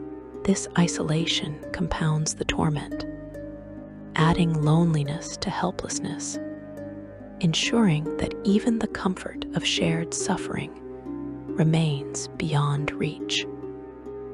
You have now glimpsed the nature of the prison where the seven cities exist, trapped between worlds, frozen in narrative suspension, aware but unable to act, existing in a void that should not be possible.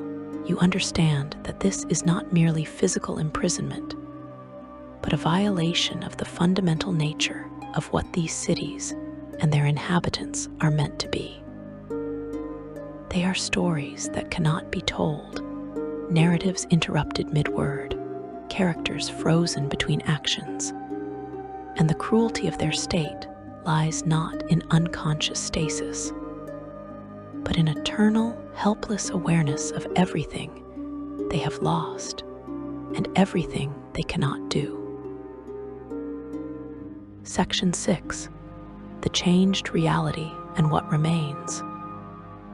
The cosmos after the mourning is fundamentally different from what came before, and you need to understand the magnitude of that change. When the Seven Feyspires were severed from their proper place in the cosmic order, they left wounds in both Thelanis and Eberron that have not healed and may never heal. The relationship between planes, which had been stable for longer than mortal memory, has been altered in ways that scholars are only beginning to understand, and the implications reach far beyond the immediate tragedy of the trapped cities. Thelanis itself has changed in subtle but significant ways since the Mourning. The realm of stories continues to function according to narrative logic. The Archfey still hold their courts.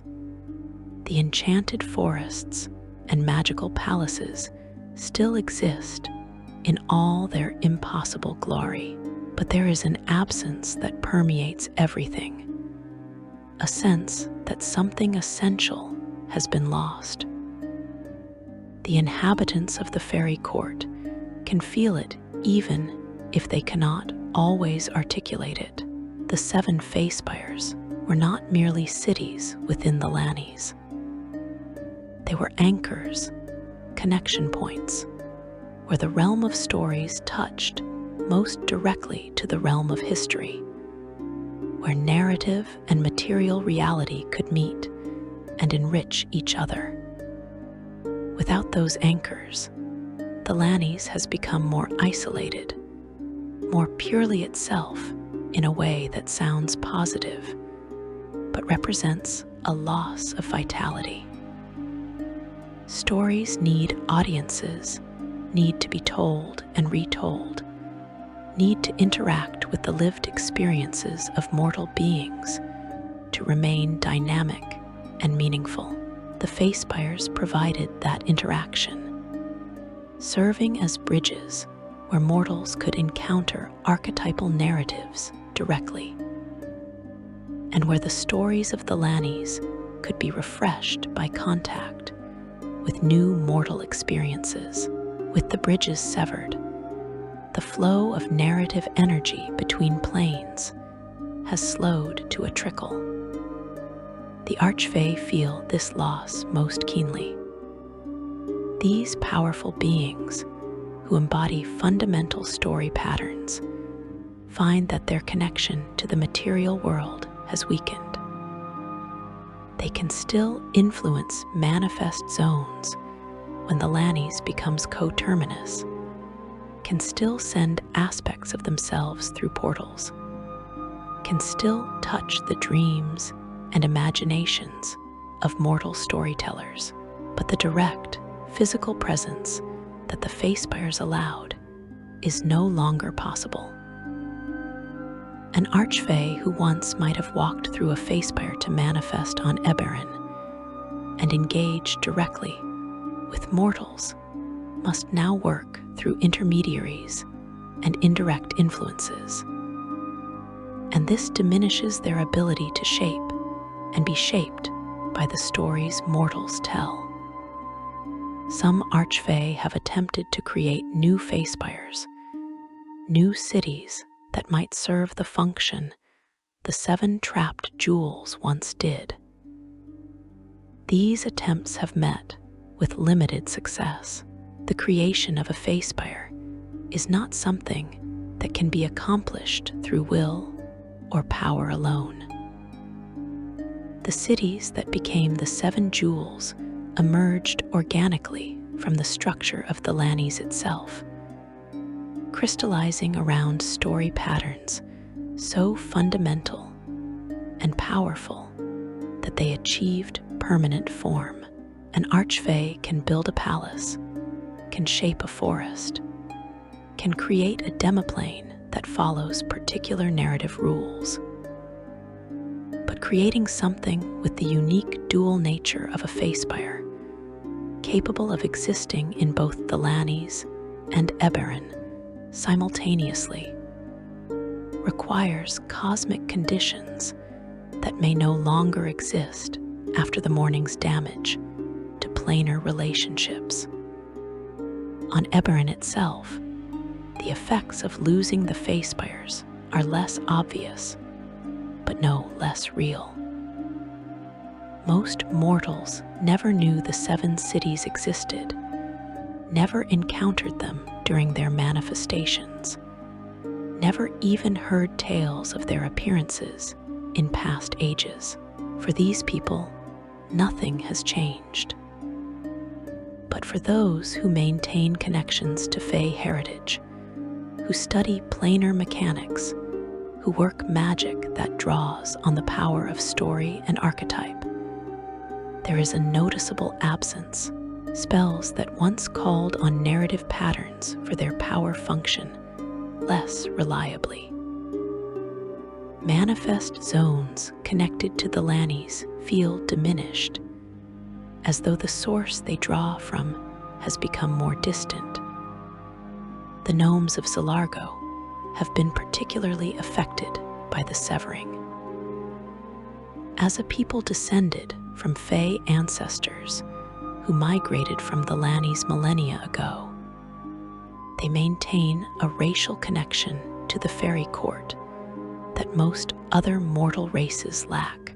Since the Mourning, gnome elders report a persistent sense of incompleteness, as though part of their collective heritage has been cut away. Gnome artificers and elemental binders find that certain techniques that once came naturally now require more effort and concentration. The intuitive understanding of how to blend story logic with material logic, which was their birthright as beings bridging both worlds, has become harder to access. Some gnome scholars have dedicated themselves to finding a way to reach the trapped Feyspires, or to repair the severing that the Mourning caused. They have established research libraries in Kornberg and other cities, collecting every scrap of information about the 7 cities, every tale of their past manifestations, every theoretical model of how planar connections function. These scholars work with a desperate urgency, aware that with each passing year, the memory of the Feyspires fades further from living consciousness, and they fear that if the cities are forgotten entirely, any chance of rescue or restoration will be lost forever. The manifest zones connected to the Thelanis have become unpredictable since the Mourning. Before the catastrophe, these zones functioned according to reliable patterns. When the Thelanis was coterminous, the zones strengthened and might become full portals to the Faerie Court. When the plane was remote, the zones diminished but maintained consistent baseline effects. Since the severing, manifest zones flicker and fluctuate in ways that seem to follow no pattern. A zone that has been stable for centuries might suddenly surge with power, or might go completely dormant for months before reactivating. Scholars theorize that these fluctuations are echoes of the trapped Feyspires, their attempts to reach through the void, creating ripples in the planar barriers. There have been reports, unconfirmed but persistent, of individuals who claim to have caught glimpses of the trapped cities. A wizard researching planar theory describes a moment during a ritual when reality seemed to thin, and through the gap she saw a frozen city, beautiful and terrible, suspended in nothingness. A dragon-marked air working in a manifest zone speaks of hearing voices, calling for help, Eladrin voices speaking words in Sylvan that she could almost, but not quite, understand. A gnome elder wakes from dreams of walking streets he has never visited, but somehow recognizes. Streets where people stand motionless, and time has lost all meaning. These reports have led to expeditions, well-funded ventures organized by House Cannith artificers, Morgrave University scholars, and independent adventurers seeking fame or fortune or answers. The expeditions focus on manifest zones that once served as connection points to the Feyspires, hoping to find some gateway or weak point in the barrier that separates the trapped cities from accessible reality. Most of these expeditions find nothing. A few return with strange artifacts or altered perceptions or fragmentary visions that suggest they touched something beyond normal planar boundaries. None have successfully reached the trapped cities or made meaningful contact with their inhabitants. The question that dominates all discussion of the severed Feyspires is whether restoration is possible. Can the cosmic damage be repaired? Can the cities be drawn back from their void prison and returned to their proper place in the structure of reality? The answers depend on whom you ask and what theoretical framework they use to understand planar mechanics. Some scholars argue that the severing is permanent, that the catastrophic energies of the Mourning created a wound in reality that cannot be healed, only endured. Others maintain that with sufficient power and knowledge, any magical effect can be reversed, and therefore the severing can theoretically be undone. The most optimistic theories propose that during the next coterminous period, when Thelanis draws close to Eberron and the barriers between planes thin naturally, it might be possible to create bridges to the trapped cities. Powerful rituals performed simultaneously in Thelanis and on Eberron, anchored in multiple manifest zones, and empowered by archfey and mortal mages working in concert, might generate enough planar resonance to pull the Feyspires back from the void. These theories acknowledge the enormous difficulty and risk of such an undertaking, but maintain that it falls within the realm of possibility. More pessimistic scholars point out that the void where the Feyspires exist is not simply distant, but fundamentally disconnected from both planes. The cities are not lost in space that could be crossed or time that could be traversed. They exist in a fold of reality, a pocket dimension created by forces that mortal and even immortal magic may not be able to manipulate. Even if bridges could be extended toward the void, there is no guarantee they would reach their targets, or that the trapped cities could cross back over those bridges. The severing may have changed the fundamental nature of the Feyspires themselves, making them incompatible with either Thelanis or Eberron in ways that cannot be reversed. There are darker theories as well, whispered in academic circles, and among those who study the Mourning's ongoing effects.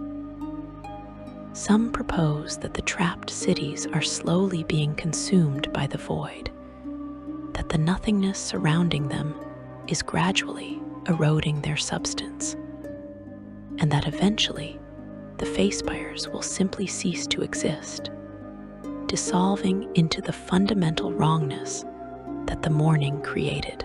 Others suggest that the cities might be transforming into something new and terrible, that prolonged exposure to the void is changing them into entities that would no longer be recognizable as the jewels of the Faerie Court, that rescue efforts might someday succeed only to release something monstrous.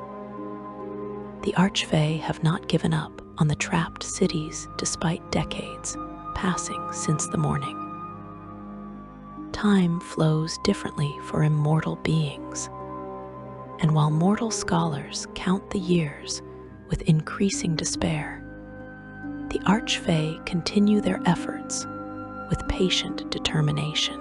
They work on multiple approaches simultaneously, some attempting to strengthen manifest zones to create more powerful connection points, others researching the fundamental laws that govern planar relationships to find loopholes or exceptions that might be exploited. Still others seeking to communicate with the trapped inhabitants through dreams or visions or other indirect methods. The possibility exists that the Feyspires might eventually adapt to their trapped state, that the inhabitants might find ways to make their frozen existence meaningful, that the cities might become something new rather than returning to what they were. This would not be rescue in the sense that most hope for, but it would be a form of survival, a transformation that allows continuation rather than dissolution. The stories that define each Feyspire are powerful and resilient, woven into the fundamental structure of narrative itself. Perhaps those stories can evolve, can find new forms that accommodate the changed circumstances, can discover meaning in stasis rather than requiring progression. For the mortals of Eberron, the severed Feyspires represent a warning and a mystery.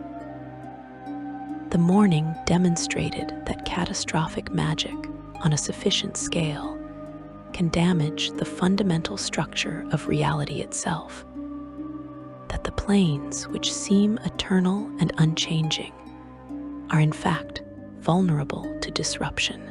This knowledge has made planar scholars more cautious, has sparked debates about limiting magical research that might risk similar catastrophes, has created fears that other planes beyond Thelanis might have been affected in ways not yet discovered.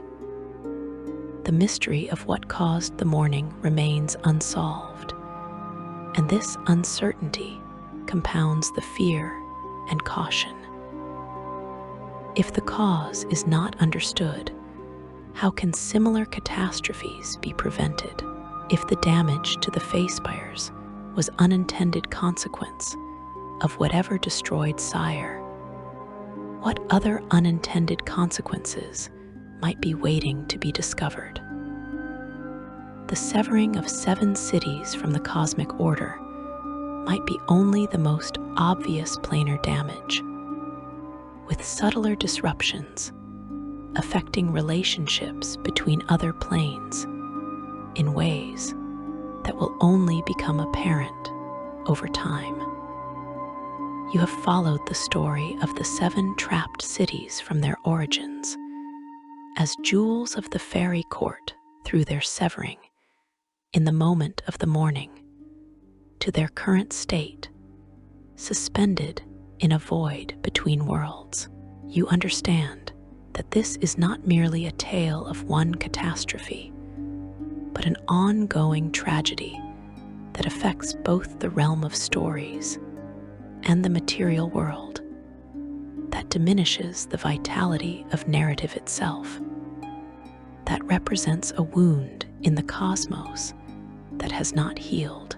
The cities remain trapped, their inhabitants frozen in eternal awareness, their stories interrupted mid-telling, and the question of whether rescue or restoration is possible remains unanswered. The 7 jewels that once graced both Thelanis and Eberron with their presence now exist in isolation and torment. Proof that even cosmic patterns that seem eternal can be shattered, that even the fundamental relationships between planes can be broken. Their loss reminds you that nothing is truly permanent. That catastrophe can reach beyond its immediate victims to wound the structure of reality itself, and that some damage may persist long after the initial moment of destruction has passed. Whether the trapped cities will someday be freed, whether the severing can be repaired, whether the stories they embody will find new forms or fade into forgotten legend, remains unknown. The cosmos after the mourning is a changed place, and the Seven Feyspires exist as monuments to that change, frozen testaments to the day when one nation died, and 7 cities fell into a void that should never have existed. If you found this journey through the tragedy of the 7 trapped cities meaningful, if these tales of narrative interrupted and cosmos wounded have resonated with your own understanding of story and loss, please consider liking this video and subscribing to the channel. Share this with others who appreciate deep explorations of lore, who understand that the best stories examine not just heroes and villains, but the fundamental nature of reality itself, who recognize that even in fantasy worlds built on magic and wonder, consequences matter and wounds leave scars.